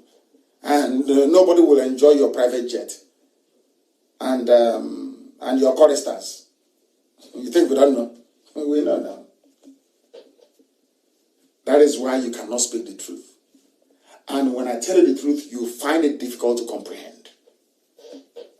Very difficult to comprehend. The pictures are there. Those that tell you that, and of course, in a way, Buhari is a Messiah because Biafra is coming. I pray 7 times a day. And every day I tell God Almighty in heaven to go pick Biafra. I want my own Biafra this year. I don't want it this year. I want Biafra in 2020. I don't want 2021. No, this year. And this is a time for us to work very hard. Do exactly as I tell you and you see what will happen. We must move to Twitter. You can see what Facebook is doing. We must move to Twitter. Before they buy up Twitter as well. We must move. They've done this thing to us before. In Israel, they bought the company using a cover in America to buy it. And they terminated our contract. They tore up our contract as a result of that. They have now bribed Facebook. And Yoruba is working in Facebook. we must go to Twitter. I've been sounding this note of warning. Some of you don't want to hear. We must go to Twitter now. Because something will happen this year. We must go to Twitter to let the whole world know our story. If the world don't know, they have all the money, they have all the media. The Yoruba media is working with them because Yoruba is half Islam, half Christian. So Yoruba will always work with the Fulanis. Anybody telling you Yoruba will come and work with you is deceiving you. Yoruba will always work with Fulani forever and ever. That is the fact of life. That's the fact of life. Understand that very, very well, please. Please publish the numbers again on WhatsApp, please. WhatsApp only calls. Tell us what is happening in your church and your congregation. Tell us why your pastor, tell us what your pastor said when you went to the pastor and said, Pastor, why don't you condemn what is happening? And condemn the fact that there's nobody in Asarok. And then you let us know what your pastor says. The numbers are there, please publish it. Publish the number, please, on my page, on my Facebook page, please publish it. Somebody wrote very movingly that I should be very polite to people. I should say what I'm saying, but I shouldn't insult them. But Americans bought you as slaves. The Europeans bought you as slaves. The two great religions of the world bought you as slaves. Christianity bought you, Islam bought you as slaves. That is the fact. You may want to deny it. You're talking rubbish. But of course, the first slavery was sanctioned by the Pope. That is a fact, historical fact. Go and do your research. Than being a sentimental African buffoon who doesn't reason very well. Go and do your research. You'll understand it. The Pope gave his... In fact, go and Google it if you want. It was the Pope that gave authorization. There's nothing wrong with slavery. And I don't blame him. You had people to sell. Some of you you sold your mothers, you sold your fathers. Some of you came from lineage of slave dealers. Some of you in Abuja. And those of you petition writers with your pen, blue, red, and black. Looking for who to do boy for. Okay, I have something to write. I have an idea. Let me write. Against IPOB. Maybe you give me some money. My rent has run out. So you don't know that. Some of you don't know. Some of you don't know. That is why you are wallowing in ignorance. Because what I tell you is the truth. The truth you will not hear from anywhere else in the whole world. You can, nobody will dare tell you this very truth. I told America, I went to America, and I was in Capitol Hill, and I told them, every ambassador you send to Nigeria is a multi-millionaire because they see the truth and they lie to the State Department. I told them in America, face to face, your ambassadors to Nigeria are corrupt. They were shocked and they were looking at me. You said, what is fine? I said, yes. Yes, 100%. Every ambassador from a major country going to Nigeria is a millionaire overnight. They buy their silence. If you go to the dispatch now, from Abuja to State House, from Abuja to the foreign, I don't know what is wrong with these mad people everywhere. They will not listen. They will not listen. And I'm going to turn this line off completely. For these people are mad. They're insane. They are insane. And I will block them. Never again will they be able to call this line. Never. These people are mad. They're insane. Unbelievable. I have never seen. So that is why Fulani are making a mess of their lives. I don't understand these people. I don't understand them. I just don't understand them. And I will never understand them until Biafra comes. Perhaps they have been blocked. They will not be able to call again. Forever and ever. That's how it goes. You're deliberately trying to disrupt the flow of this very gospel that we're preaching. Facebook is having a heart attack. Don't you know that? They are panicking, writing to me all the time. This page is about to be unpublished. We will unpublish it. We are suppressing people coming to your page. We will continue to suppress it. These are Yorubas are the ones doing it. Yorubas are the ones doing it. Very, very sad indeed. Extremely sad. That's how it is with black people. That is why if you... Do you think we start selling each other today? It's from time. If there is no... Or you go to buy, like those that claim they are from... now it's now South. If there is... Like a Green Clark, if there is no... Or you go to sell people to... Let me sell you to Fulani. That's how they make their money. all those talking about oneness. That is where they make their money. Of course, it took so it's Ecuador. Assange is Ecuador, not Chile, please. It's Ecuador embassy, not Chile. Ecuador embassy.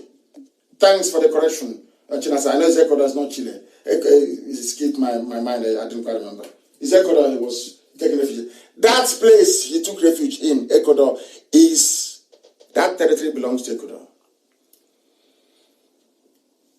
I remember, do you know Prince Philip, the man you have now as the husband to Her Britannic Majesty, Queen Elizabeth II?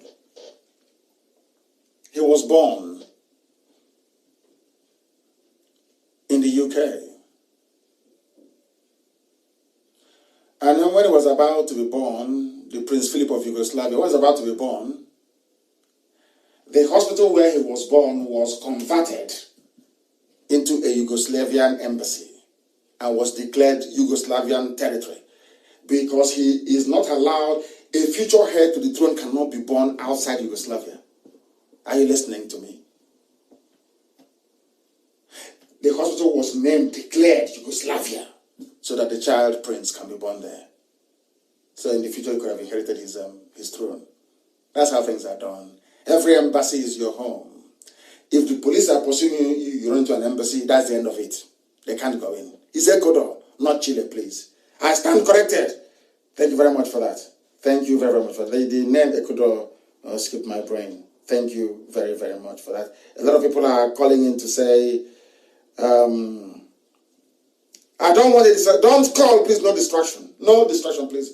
And to tell you the mess you're in, which your pastors will never preach about. Remember the man called Magu? Remember what I told about? A while ago, I told them, I just want to, what is happening now is nothing. They're still holding Olisametu. And I told them, the more you hold Olisametu, the more mess you'll be in. Now, USA has opened investigation into Funtua and the rest of them. And now, Magu is in trouble as well. And I remember telling you live on air that Magu of EFCC is a thief. I said, my justification for calling for the release of audios of Kala and Olisametu is because those that claim they are prosecuting, they are thieves themselves. I told you live on air here. And now what has happened? Malami is now writing to the presidency because nobody is there. Nobody can move Magu now. How can I move him? There's no president. He says that, listen to this, the Attorney General of the Federation and Minister of Justice, Mr. Bakar Malami, has recommended to whoever they are calling Buhari, I don't know who the person is, to sack Magu of EFCC. What did Magu do? He was diverting funds, which means looting the loot, and also insubordination. EFCC Magu, a Fulani man, is a thief, is a criminal, he's a robber. But he put Olisametu in jail. Put all Joseph Kalu in jail. Thankfully, Joseph Kalu is out. And Olisametu must come out. This is only the beginning. He said, by the time we are done with the Fulani Caliphate or Emirate, none of you will go to the US again. All your assets that will be frozen. I told you, that executive order that Trump signed, you don't know what it means. Some of you don't know, because of course we don't read. How can we know? We don't read. Tomorrow somebody will tell me, oh, you're trying to value Caucasians over black people because we have failed to reason. And because we have failed to reason, there is no way I'm going to support evil. It's not possible.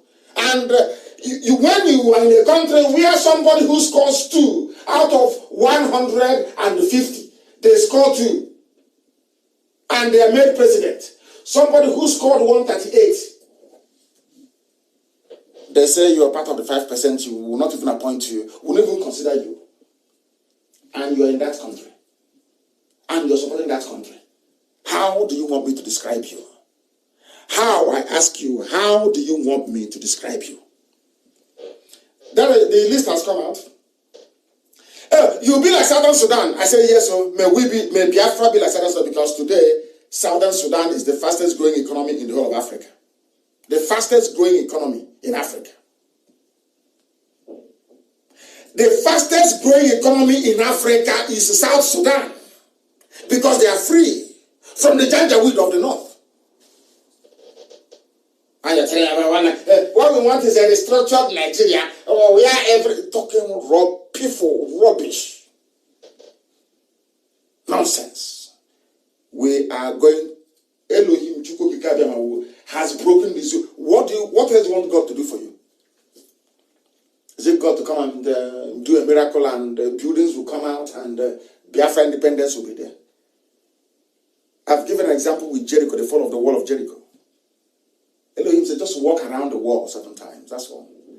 I'm asking you, you're not going to walk around that rock 7 times, so with your 2 feet, no? Go to Twitter. We need millions of people on Twitter. And then you see how we're going to collapse the zoo. Just overnight. Because there's nobody there. There is nobody there. There is no Buhari. There is no Sibajo. There is no Buddha. There is nobody there. You do as you like. Don't you know that? That's the end of the zoo. The people holding Nigeria are Yoruba Muslims who are intimidating the Yoruba Christians to align with their fellow brotherhood in the north. We have a pig somewhere, with his, snout in the trough, a pig. Yes, you are. That's all. So Biafra land is free. We are on our own. We have some traitors, that is true. We have, Ohanese has been established as a traitorous group of, how can I describe them? I have no words to describe them. The day their evil will make bear for all to see, that day you will know that these men they don't deserve to live. I'm telling you the truth. Because of them, that is why when your mother goes to the farm, they rape her. Some of your mother won't tell that she's been raped. If our mothers tell us what they encounter in the farms every blessed day, then you will know.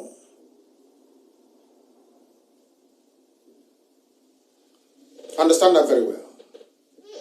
South Sudan, number 1. Rwanda, number 2. Ivory Coast, number 3. Cote d'Ivoire, number 3. Number 4 is Ethiopia. Number 5 is Senegal. 6 is Benin Republic. 7 is Uganda. 8 is Kenya. 9 is Mozambique. 10 is Niger. Anyway. Burkina Faso is number 11. There is no zoo. A Fulani woman that went to school with only 2 is in charge of your finance, and you want to be considered as a developing country, you are insane. It never happened. No president either. Your pastor will not tell you about this, because let me tell you the truth. No amount of Holy Ghost fire can give you a job. The world is not like that. No amount of Holy Ghost fire or quoting of the Bible can give you accommodation. You can stand on the road, that's your potholed road, and pray and, call down fire from a mountain. That road will never be built.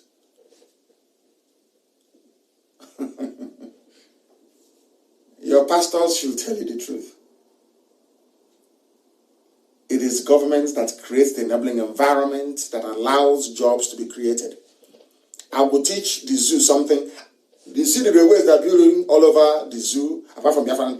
I was the person that gave them the idea when I was in detention at DSS. I gave them the idea to build railways. Me, Nnamdi Kanu, I told the Nigerian government to go and build railways. I told them, they were wondering how they can create employment. I gave them the idea, personally I gave it to them.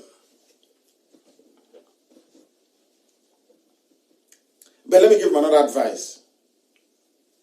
Maybe they are too corrupt, they will not be able to understand or implement it. It is called, I've preached this before, political economy. Political economy is the marriage of politics and economics. Now ask yourself, how did China become a major power in the whole world with so many entrepreneurs, billions of them? Are you telling me that all those people, they just transmuted from communism into capitalism overnight? Where did they get the capital from? That is the key thing. As an entrepreneur, where do you intend to get your initial capital from? In a country that is just emerging, what you need to do is you go through the phase of your development called the political economic phase, where the political aspirations match the economic potentials of that very nation. You marry the two together. In other words, you find the government financing capital projects, and those capital projects are built by the companies in that very country so that the money circulates. That is why in China you have Chinese firms, engineering firms, building skyscrapers, building roads, building bridges, building railways, building sewer systems. So the money stays within. Unlike the zoo, where you graduate nearly 10,000 engineers every year, but Julius Berger, a German firm, has a contract for life. Do you understand? So even your engineers do not have the opportunity to learn to improve on their skills. They end up driving keke napep. Do you see how we have turned life upside down? The meaning of life does no longer exist. It doesn't exist anymore. That's how foolish we are. That was why people are now beginning to realize that Asorok is empty. Your daddy GO, they know about this, but they will never ever utter any word. Because, believe it or not, some of these pastors, I said some of these pastors, they depend on corruption in the false federation of Nigeria to continue living large, buying aircraft at their own expense. Let me tell you one thing you don't know.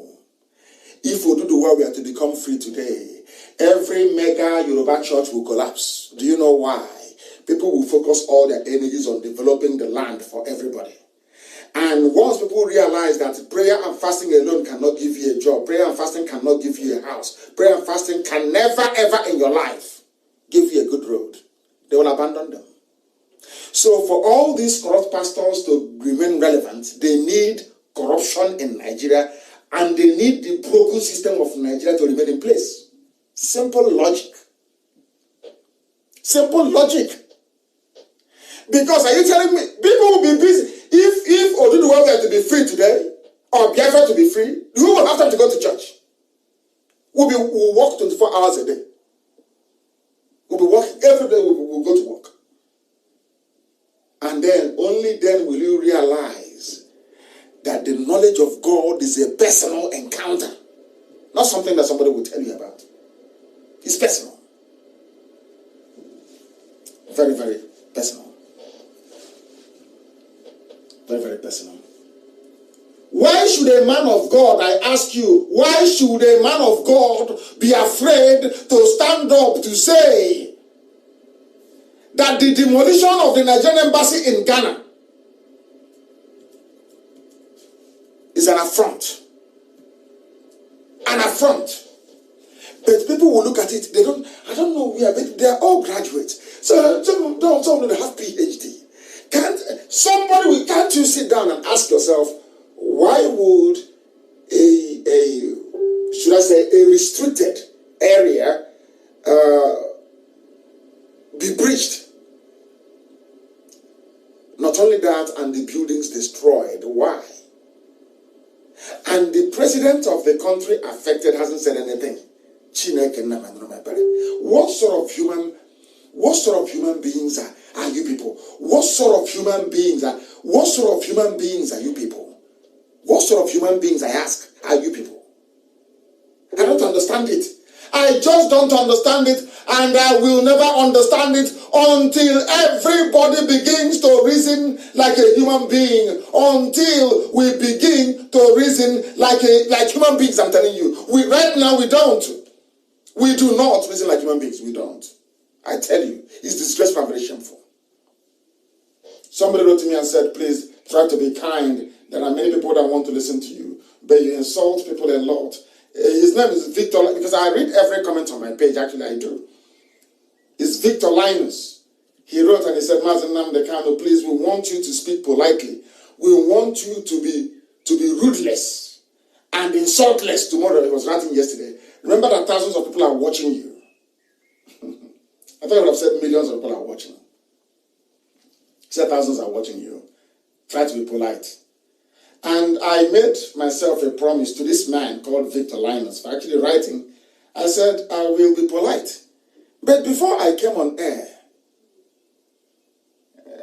they had killed a woman and spread her body parts all over the place in Biafra land. Our mothers can no longer go to the farm. The zoo embassy in Ghana demolished. No speech from the president. No one is saying anything. Instead of a president, you have now the presidency. The head of EFCC indicted. Everybody can loot and steal as they wish. Why won't I insult those who are tolerating such intolerable behavior? That's what I'm asking. So you see, Victor Linus, is not my fault. As long as we continue to be stupid and foolish, it is my duty to continue to call out our people, because anything you do that is foolish, I will tell the whole world. Because this is the reason why we are still undeveloped. There was something that I came across and I was shocked. I was shocked. I posted this, that was 2 days ago. So yesterday actually I did. Let me drink some water. I posted something on my page about Papua New Guinea, how they are treating black people there. Something struck me. Why is it all over the world, where people are suffering, is always black people? Why? And then it came back to what I used to say all the time. The way we reason is flawed. That is number one. And number two, Africa is nothing to write home about. Black Africa is a disgrace. And as long as black Africa is a disgrace, black people will continue to be disgraced all over the whole world. And Africa will remain in darkness until the light that is Biafra is allowed or is switched on, more or less. Until Biafra is switched on by virtue of independence, Africa will continue to dwell in darkness. And every black person anywhere in the world is a fair game. People can do to them whatever they like. Why am I saying this? Because even in Iraq, can you believe that? Black Iraqis, there are black people in Iraq as well. And they are suffering. I want it posted, please. The community, black people in Iraq, these are Iraqis, so they are black, of whom many are descendants of African slaves. We sold them also to Iraqis, as I told you before. Arabs came, they bought us. Europeans came, they bought us. Arabs that came to buy us brought Islam to us. We swallowed it hook, line, and sinker as the blacks we are. The Europeans, after buying us, taking us on the cheap, they gave us Christianity as compensation. That is why today you have a community of black people, descendants of slaves. They are in Iraq, and they are crying also. They said, what happened to George Floyd has taught them a lesson that they too are suffering in Iraq of all places. There are blacks there. How did they get there? Through slavery. And who sold them? Fellow black people in Africa. And you want God to love you. That is why that Bible you're carrying, sometimes you're wasting your time. What God wants you to do, you have not done it. True repentance can only come by setting the children of God free.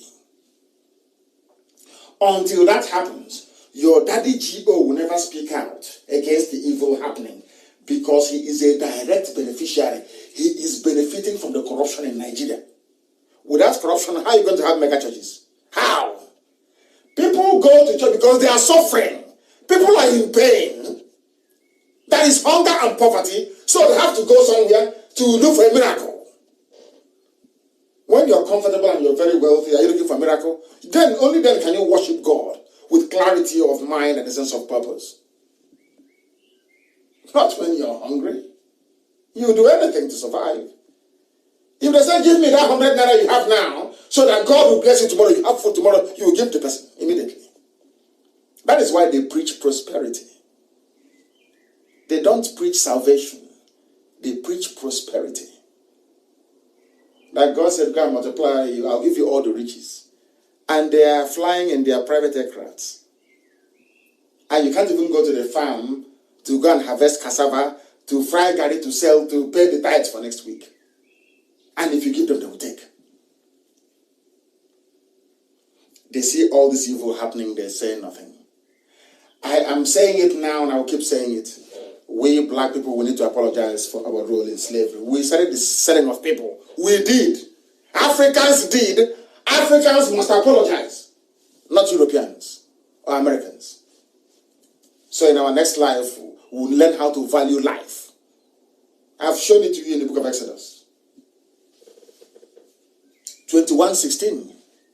The day we started selling people through the coastal region of Biafra land, through Ijaw land, we started selling them. That was the day that God said bye-bye to Africa. That you people are evil. You are the only people in the history of humanity to commercialize the sale of your own people. In the history of the whole world. And you want God to, you're going against the word of God. I want God to love you. I think some people are insane. You don't know God. That means some of you don't know God. You don't know the God you claim you worship. You don't know him. You have no idea who he is and how he operates. He gave you a commandment.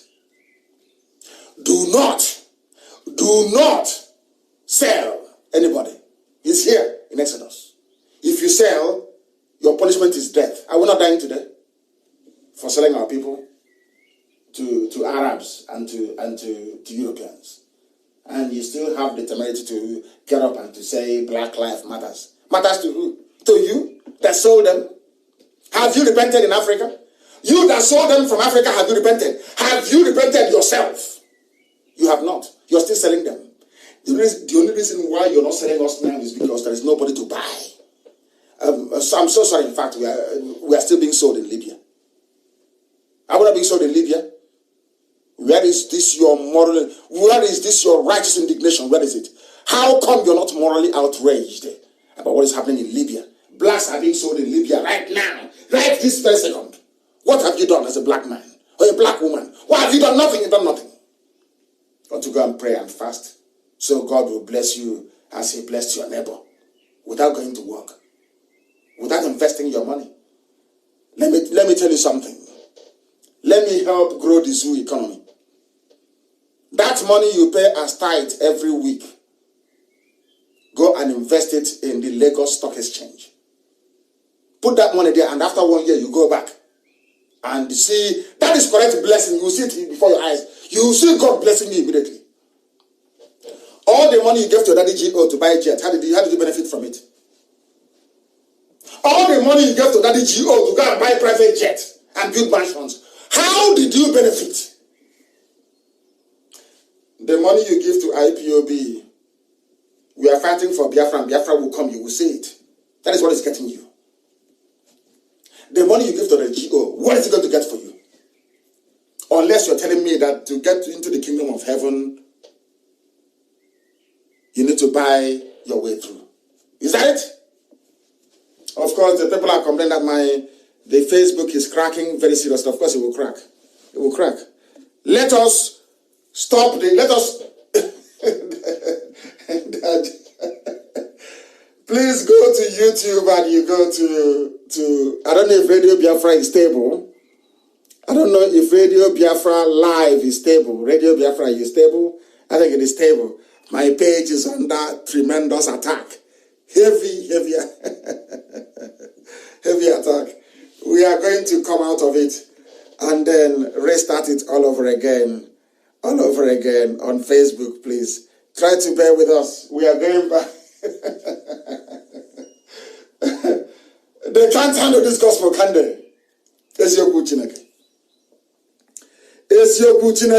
cannot handle it. They can't. How can they handle it? It is impossible. They can't. Because they are criminals. They are criminals. They cannot handle it. They can't handle it. We are going back live on my page, of course. We are going back live on my page. We're going back live on my page. We are back again live on my page. On Facebook, I'm Mazi Nnamdi Kanu. The whole world is listening. The time now is precisely, I think, in the blessed land of Biafra, it is 9 p.m.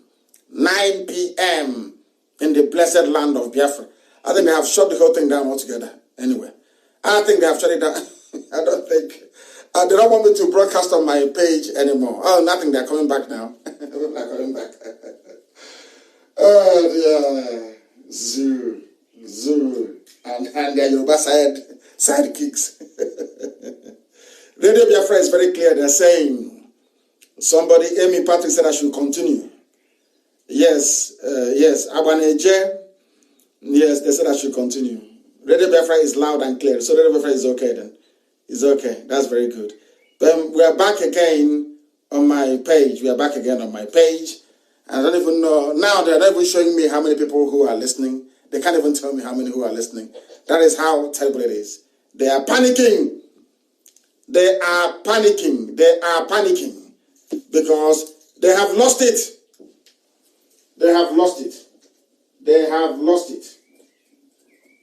And we have won as usual. The whole world is listening to us and they're panicking. There are blacks in Iraq, they are suffering, or the blacks in Iraq, and who is responsible for the suffering of black people in Iraq? Africans that sold them, please, not Arabs. Africans that sold Africans into slavery should be ashamed of themselves. They should be ashamed of themselves.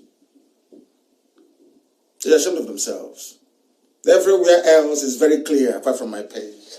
Then we must continue to preach, as Elohim has commanded us to. We must preach this very gospel. Now, there was a man that attempted to speak.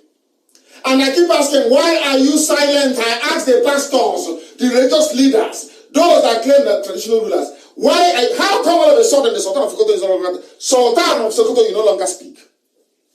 You no longer talk. One tried to speak and he said that Buhari is not active anymore. That is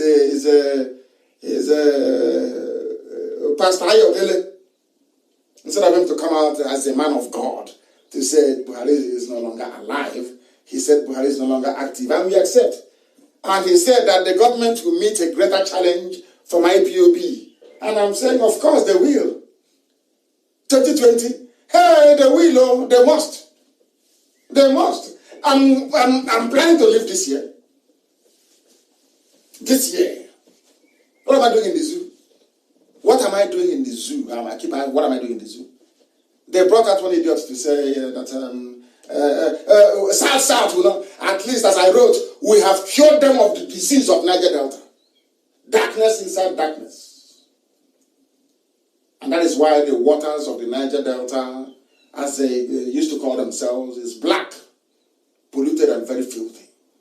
Because you said you are Niger Delta, which is black, darkness, a delta of darkness inside Nigeria, which is darkness itself. Double darkness, only you. And you want to be developed. You have cursed yourself already. Now they have run to South. Now this Pastor Ayodele is telling you that the zoo is being on a time bomb. Why won't it be on a time bomb? Why not, I ask.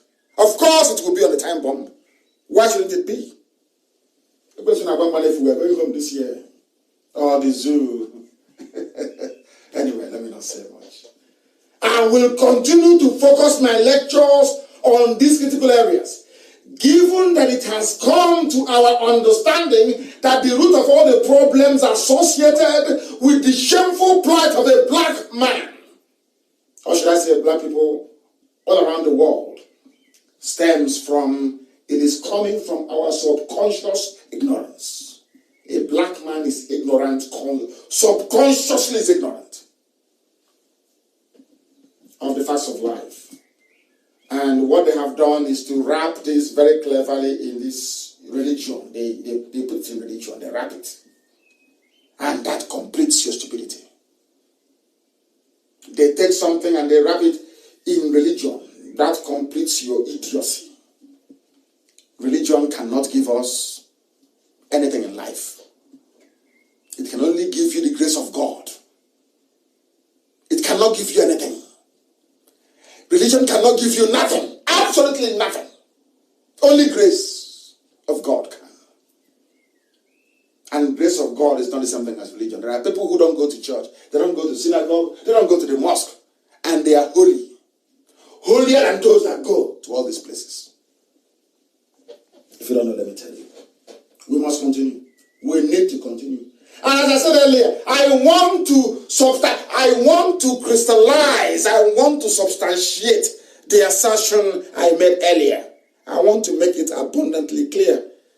They are hacking and attacking my page. My goodness me. Listen very carefully, please. Church of England and Bank of England apologize for historic slavery links. Anglican Church is saying today that the fact that they dabbled into slavery is a source of shame. Anglican Church, where some of us were baptized in. As soon as they stopped buying slaves to sell and make money, they told me Jesus is Lord. Hey, Nisyoji, black people, may the good Lord have mercy on us.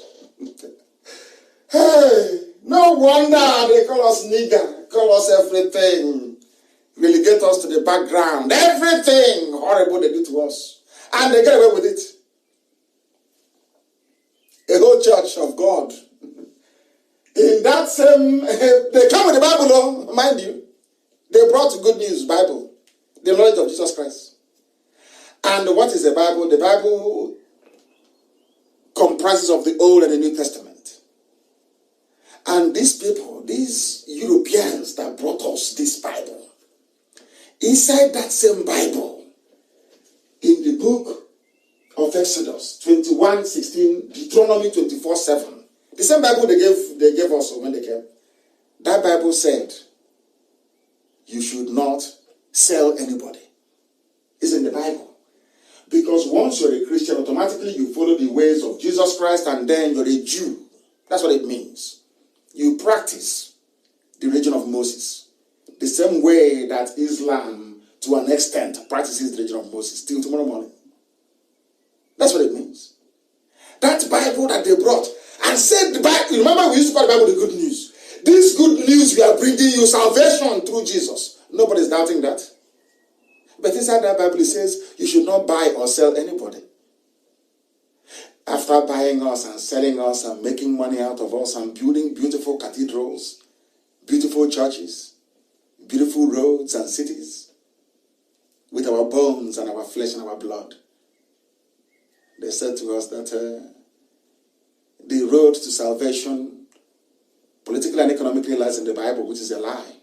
A big lie, of course it is a lie. Today the church is apologizing. Church of England is apologizing. The church where some of us were baptized is apologizing for dehumanizing us as a race. Do you see where I have a problem with the brain of black people? It is not one priest or two, as it was with the Roman Catholicism and pedophilia. Not one or two. The whole church sat down, maybe did their synod meeting, and decided it will be economically viable for the Church of Jesus Christ, of Anglican Communion, to go and start selling fellow human beings from Africa to make money. A church.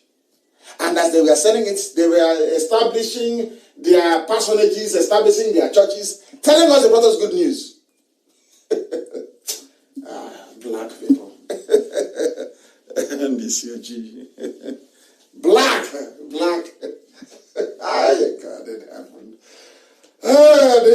Church of England, which is Anglican Church, Anglican Communion,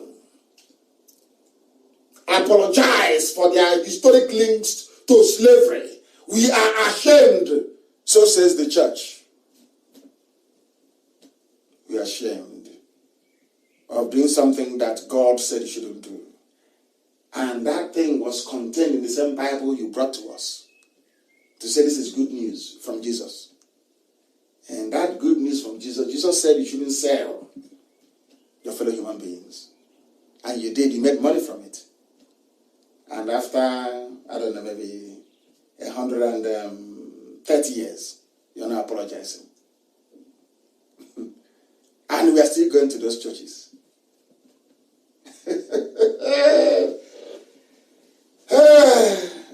This COG black. If you want to debate anything I've said, you debate me. Don't hide behind your foolishness and ignorance to talk crap. Debate me so I can swallow you alive with facts and figures. I'm ashamed, honestly speaking. When I tell you that the problem we have is in our brain, now you can understand it. So all these years, we've not even read the Bible very well. That's what it means. Now, it's only now that the Church of Anglican Church is now saying, please forgive us. And I expect the Roman Catholic Church to do the same. It was a Pope who announced slavery. A Pope of Catholic Church who announced it. It is the truth. Historical fact. That is what I preach. Historical. Take your useless sentiment to the grave. I don't give a damn. I preach the truth. Here is Okuchineke. Disprove me based on the points that I raise. Not on your stupid village African sentiment. Have no time for that rubbish. Did Anglican Church dabble into slavery or not? The answer is yes. Was slavery not condemned by God in the Bible? Yes. Some will tell me, but the Bible said, be loyal to your slave, be loyal to your master. I said, it's because you're a black African man, you have no sense of reasoning. Do you know what is called Igbo Dibo? Have you heard about that before? Apprenticeship. That is what the Bible meant by an apprentice, be loyal to your master, not slave. Not slave. I don't know where these dumb people are coming from. Now they're coming from. Igbo. That is why you have Nnamuku, my master or my lord. When you go to Chanjamake, when you go to Ariaria, and you're doing apprenticeship, it's Igbo. That's what we call it. To be a slave. It can be translated into slavery. It doesn't mean literally you're the person's property, no.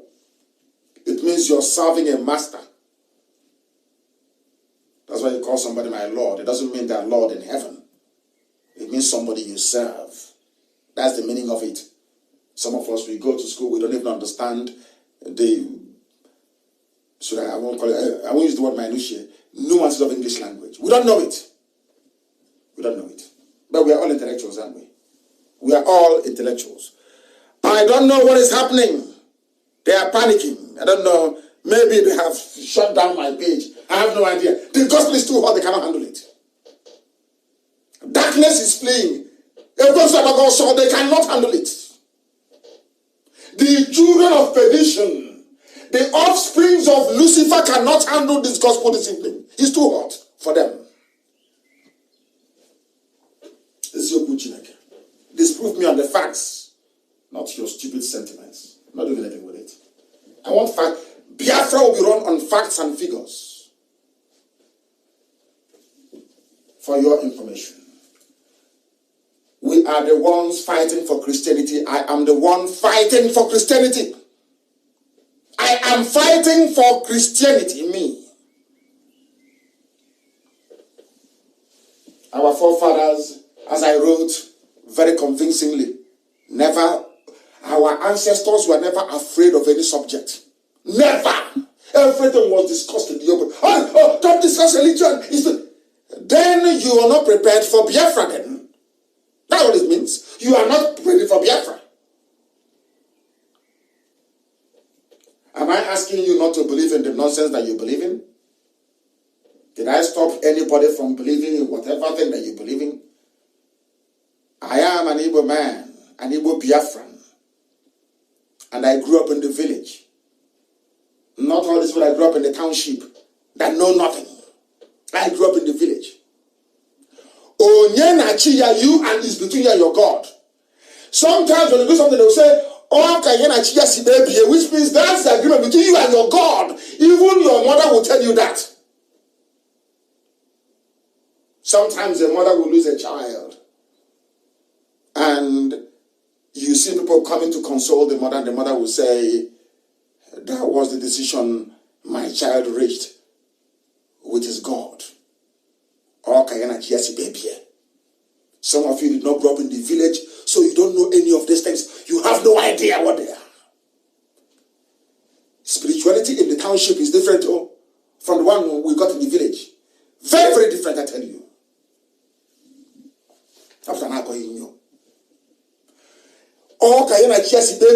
That is the decision he reached with his God. Even your mother will say it. Which means that everybody, spirituality and the knowledge of God is a personal thing. It is not a group thing. It is personal between you and your God. That is why somebody can come out and go to the Father's shrine and destroy it and start a new one.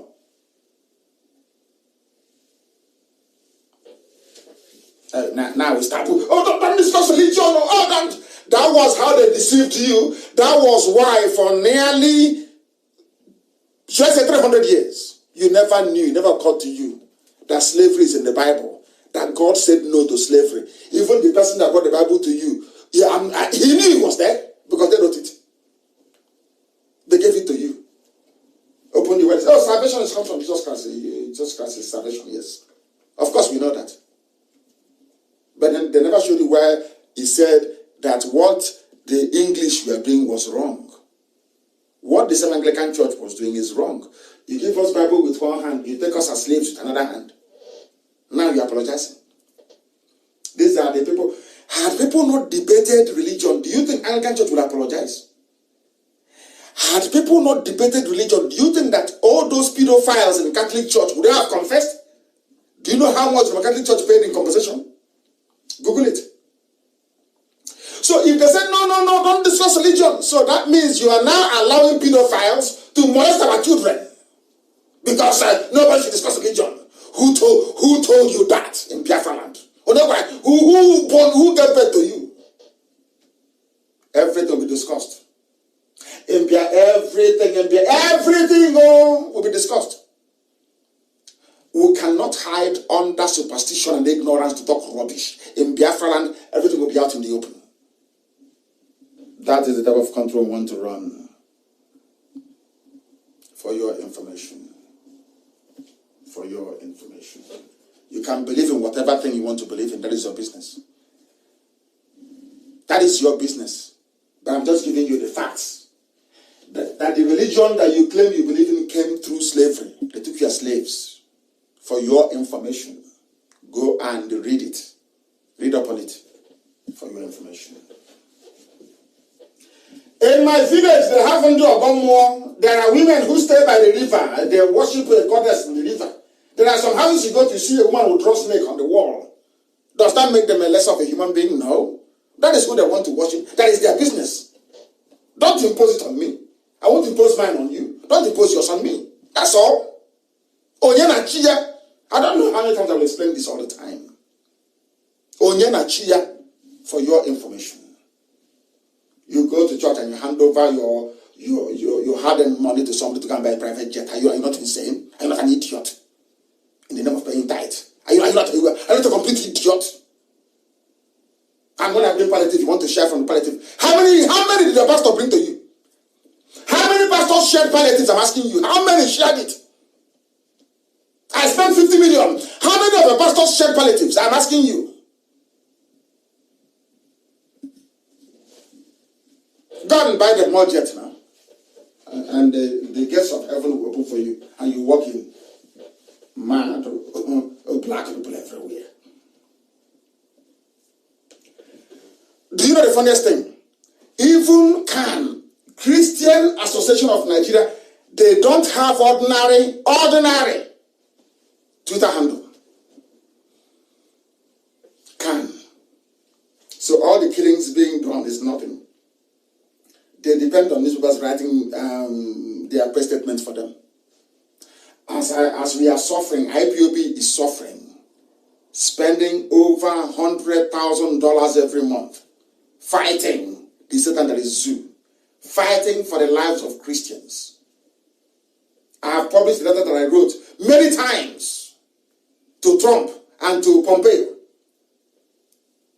that prompted them, in fact, in line with There are people, other people who are working. Let me put it that way, please, before they start complaining tomorrow. I said Nnamdi Kanu took glory for something. I write. Go to my Twitter handle, you will see Christianity. Every blessed day, I fight for Christians. Every day. You that are a Christian, are you on Twitter? How many times have you tweeted any world power to say Christians are dying? Are you on Twitter? I'm asking you. A whole Christian Association of Nigeria is not on Twitter. I'm the one that tweets for them. And people are dying, they cannot do anything about it. They cannot do anything about it. That is how daft some of them are. There are good men, of course. There are good men of God. I'm not saying that. I think Coca also spoke again. Was it yesterday or today? He is outspoken. I said it. It's outspoken. Bishop Coca, the Catholic Bishop of Sokoto. Hassan Coca. Very outspoken. He spoke again yesterday. I like him. He speaks out. Most of the priests that helped Biafra till tomorrow, they're all Catholics. Mostly from Ireland. I like them. I respect them.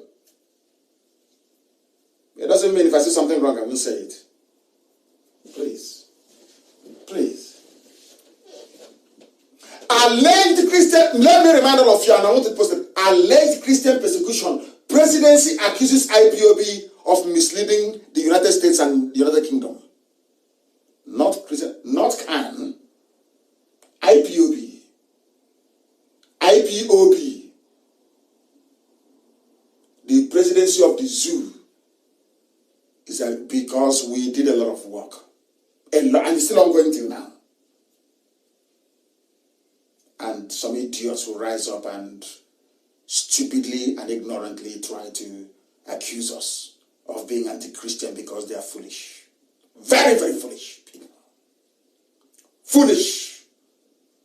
What I have done for Christians in Nigeria, all the bishops put together have not done half of it and can never do, not a billion years. Over $100,000 every month.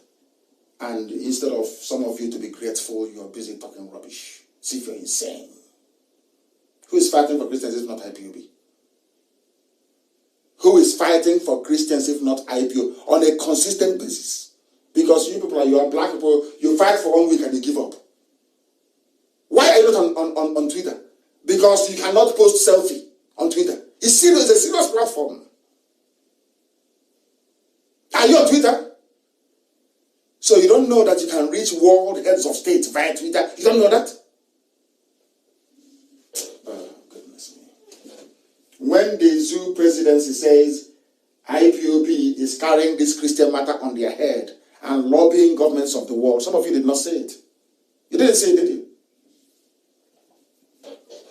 We are spending our hard-earned money to try to make your lives better, to keep you safe in the zoo, and you're not grateful.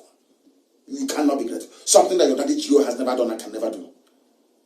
Are you telling me that Adebo, any of these people can bring out $100,000 a month to lobby to fight for you? I'm asking all the Christians in the zoo, God, Nigeria. Tell me the judge that will bring out $100,000 every month to lobby and to fight for Christians. How many of you will do it? IPOB does it every month. Yet you're not grateful. Typical black people. Ungrateful people. A country of hypocrites. That was all your so-called NGOs, they were there, and IPOB was proscribed as a terrorist organization. Yes, all of you were there. Did you say anything? Did you do anything? No. But Mietiala is killing. Mietiala is everywhere, killing, raping, murdering people. They are not a terrorist group, but IPOB. Because light is in us and there is darkness in most of you. Darkness, most of you. And you're afraid of the truth. I will tell you the truth. Look at in Mali, reported by New York Times. Ordinary Mali in Bamako, in Mali, on Friday, people came out asking for the president to resign. They've had enough. But in the zoo, can you do it? I want to pose a very simple question to Christians in the zoo. Simple question. What do you think would happen if all of you were to come out tomorrow morning? All the daddy GOs in the zoo called Nigeria were to come out tomorrow morning and to say, enough is enough, let everybody go on the streets and protest. The zoo will come to an end and your life will be better. But they will never do it. They will never ever do it. Do you know why? Because your daddy GO benefits from corruption. Because the reason why they get tight from you is because you are poor. Mentally poor. That is why they do that. Our problem is numerous of black people. Do you see Togo? I want to use Togo as an example. Do you see ordinary Togo? Togo Nkete. Ordinary Togo here. Togo is a very fine example of the depth. I do promise Levinos that after today, of course, things will be different from Wednesday onwards. I will encourage our people, black people all over the world. I will encourage them. Let me do that thing that some of them say I should do. But for tonight, I will say the truth. Look at Togo. Do you know that Togo was once a German colony? Germany used to own Togo. They used to speak German as their lingua franca. And in 1945, after the war, they used Togo to compensate France. In 1945, they were handed over like a panapana, handed them over like a prostitute over to France. Their lingua franca is now French. Hey, black people, black, this UG, black. And I'm telling you, if the world decides tomorrow to hand them over to Sweden, they will be Swedish. Only in Africa. And when you challenge them and say to them, the reason why they can hand you over like a parcel from one is because of the way you reason, they don't understand it. They think you hate them. They think you hate Christianity. I'm telling a black man, the way you reason is flawed. Togo is an example of the hopelessness of a black man. Before it was German. Now it is French. Are we okay at all? Oh, dear me. Unbelievable. And if we're not the same one. I'm from South. I'm from East-West and South. Despite the fact that it has no meaning. Somebody, I was discussing with Gina Samora, and he reminded me of something very important. Those who want to say, oh, I asked somebody, why do you want an Igbo nation alone? He said, everybody has to be Igbo, where they speak Igbo only, so we can be Igbo people just one. And I asked him, let us count. He said, you see, I asked him to start. He said, nah. And then I reminded of something. You see one, the figure one, in our counting, for Igbo Biafran zone, the same one is called Nge. It is called Otu. It is called Na. It's called Ofu. The same one. So does it mean that all the people that call one Nge or Na, they are not the same people? They are different. One is from Benin. The other one is from Ado Ekiti.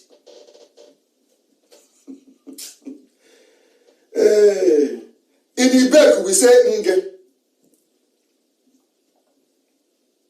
In Ongwa, they say Otu Na.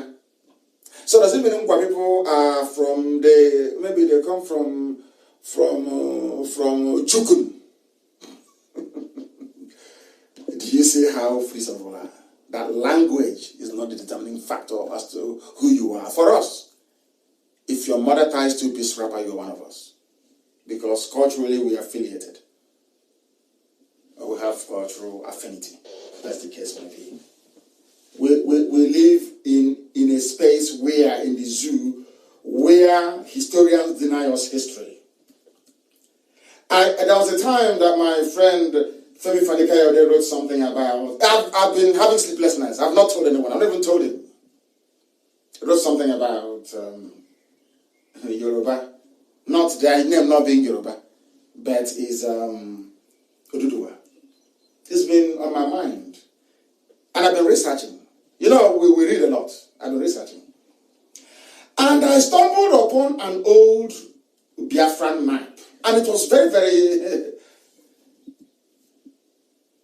I don't know, it was an eye-opener, to be honest with you.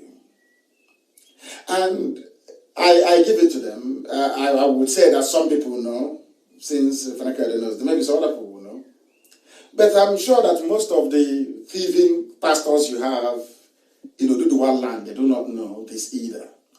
I even read some piece where some people attacked Fanaka because of it. Said, oh, you don't know what, you know in the zoo, when you're educated in the zoo, you reason backwards. When somebody makes a very serious allegation or advances a hypothesis, your job is to go and investigate before you start allowing your emotions to run wild and crazy.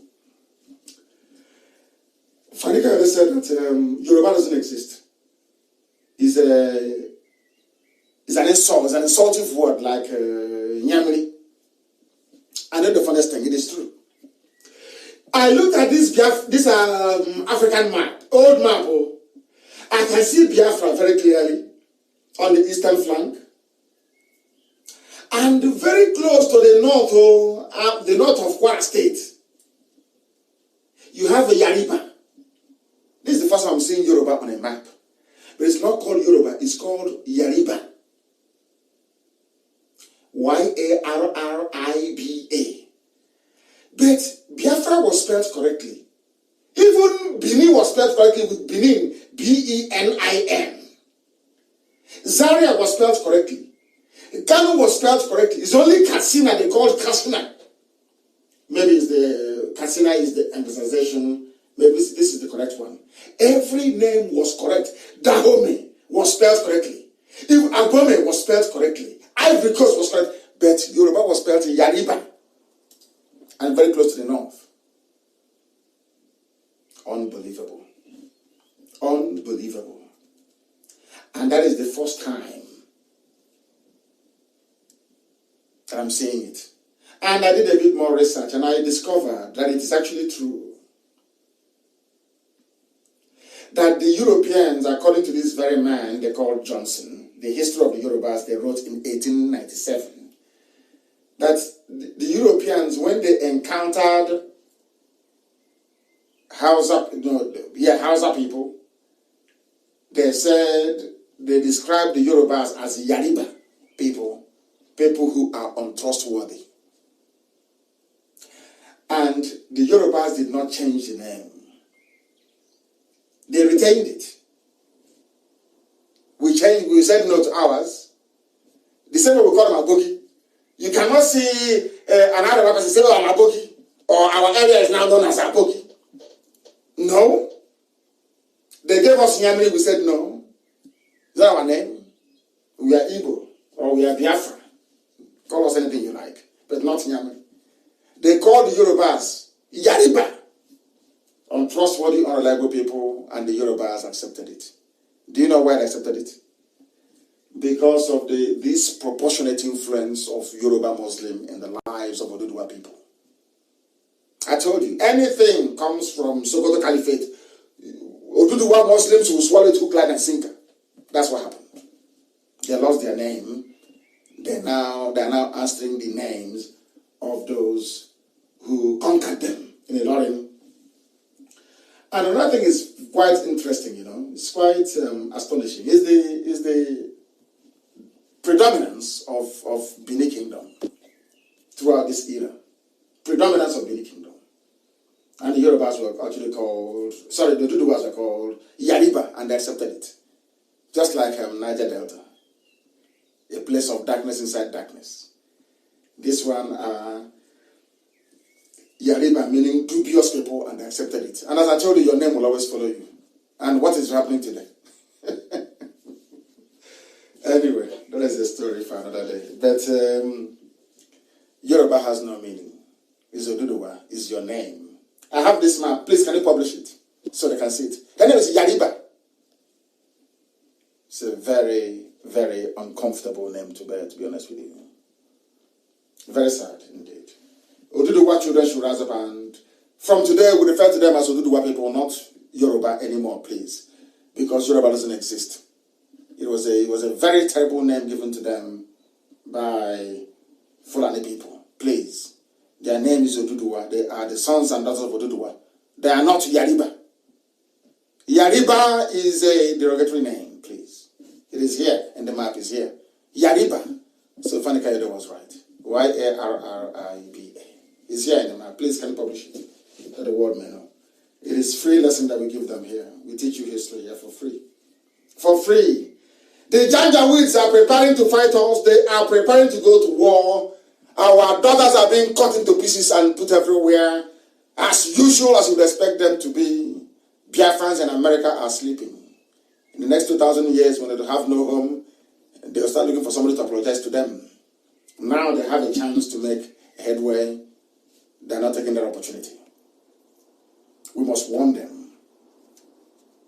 The defense of Biafra land will be done under one command. Not three. All these stupid, the idiots, the criminals are advocating for separate village vigilante. That's how foolish they are. They saw that the Duduwa people, they had a Motekum under one command. The Fulani terrorists have one command, Mietiana, one command. But you see, they claim they went to school. They claim they educated. When it comes to us, they want every village they have, if you have 2 double barrels, if you have a 1 gun gun, organize yourself, village by village, vigilante. This is how they did it. They claim they went to school. That is not what we want.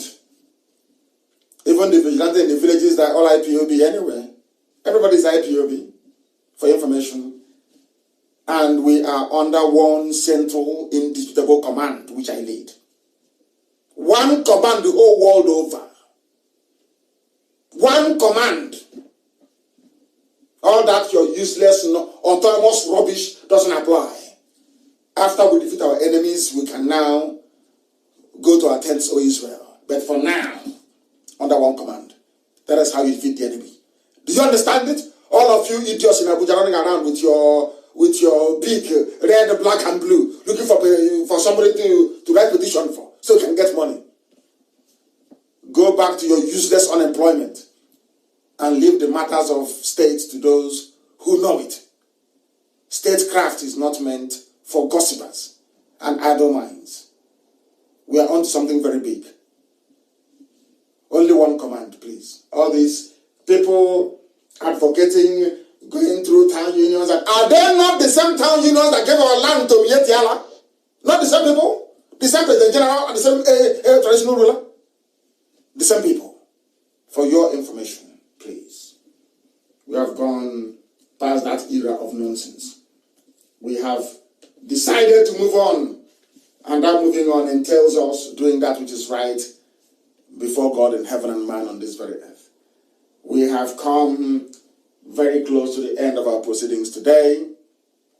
And for those of you petitioning me and saying that I should be nice to black people, from Wednesday I will be. And let me see if you have changed sufficiently. If you have not changed, I will return to this style of broadcast. If you don't know. But from Wednesday, I'll give you a chance. I will praise you. And I will expect you to do that worthy of somebody who is under praise, so to speak. But wherever you are, whatever thing you're worshiping is entirely up to you. Biafra will be a secular state, but the foundation that you don't see will be anchored on the 10 commandments of the Most High. Biafra is a godly nation. It is a kingdom of God on the face of this very earth. We cannot deny that.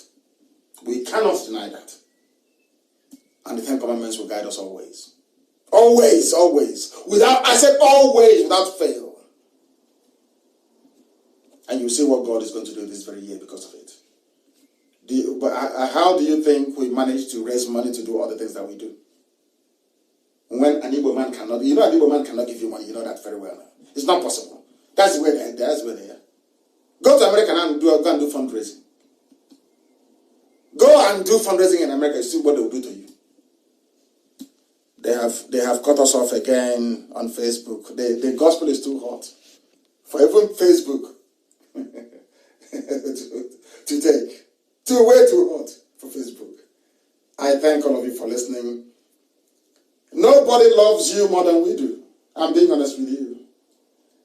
And maybe it is about time that we tell all the GOs to start paying us at least some of the money we have been spending on championing and campaigning for Christian rights all over the world. Very, very important to do that. And I thank you all very much for listening to us this very evening. And as always, Biafra is our religion. When they ask you, what is your religion, you tell them Biafra. Biafra is our religion. Here on radio, Biafra is where we worship. And we worship the only one true living God. The God of Eri. The God of Abraham, of Isaac, and of Jacob. The same God that David worshipped. The same God that Jesus Christ worshipped. And Matthew also add, the same God that even Prophet Muhammad called Allah. Indivisible. One God. And under whose command and grace we do all that we do. Let me repeat. Biafra is our religion. Here on radio, Biafra is where we worship. Because Chukwu Kika Biama Promi Adonai.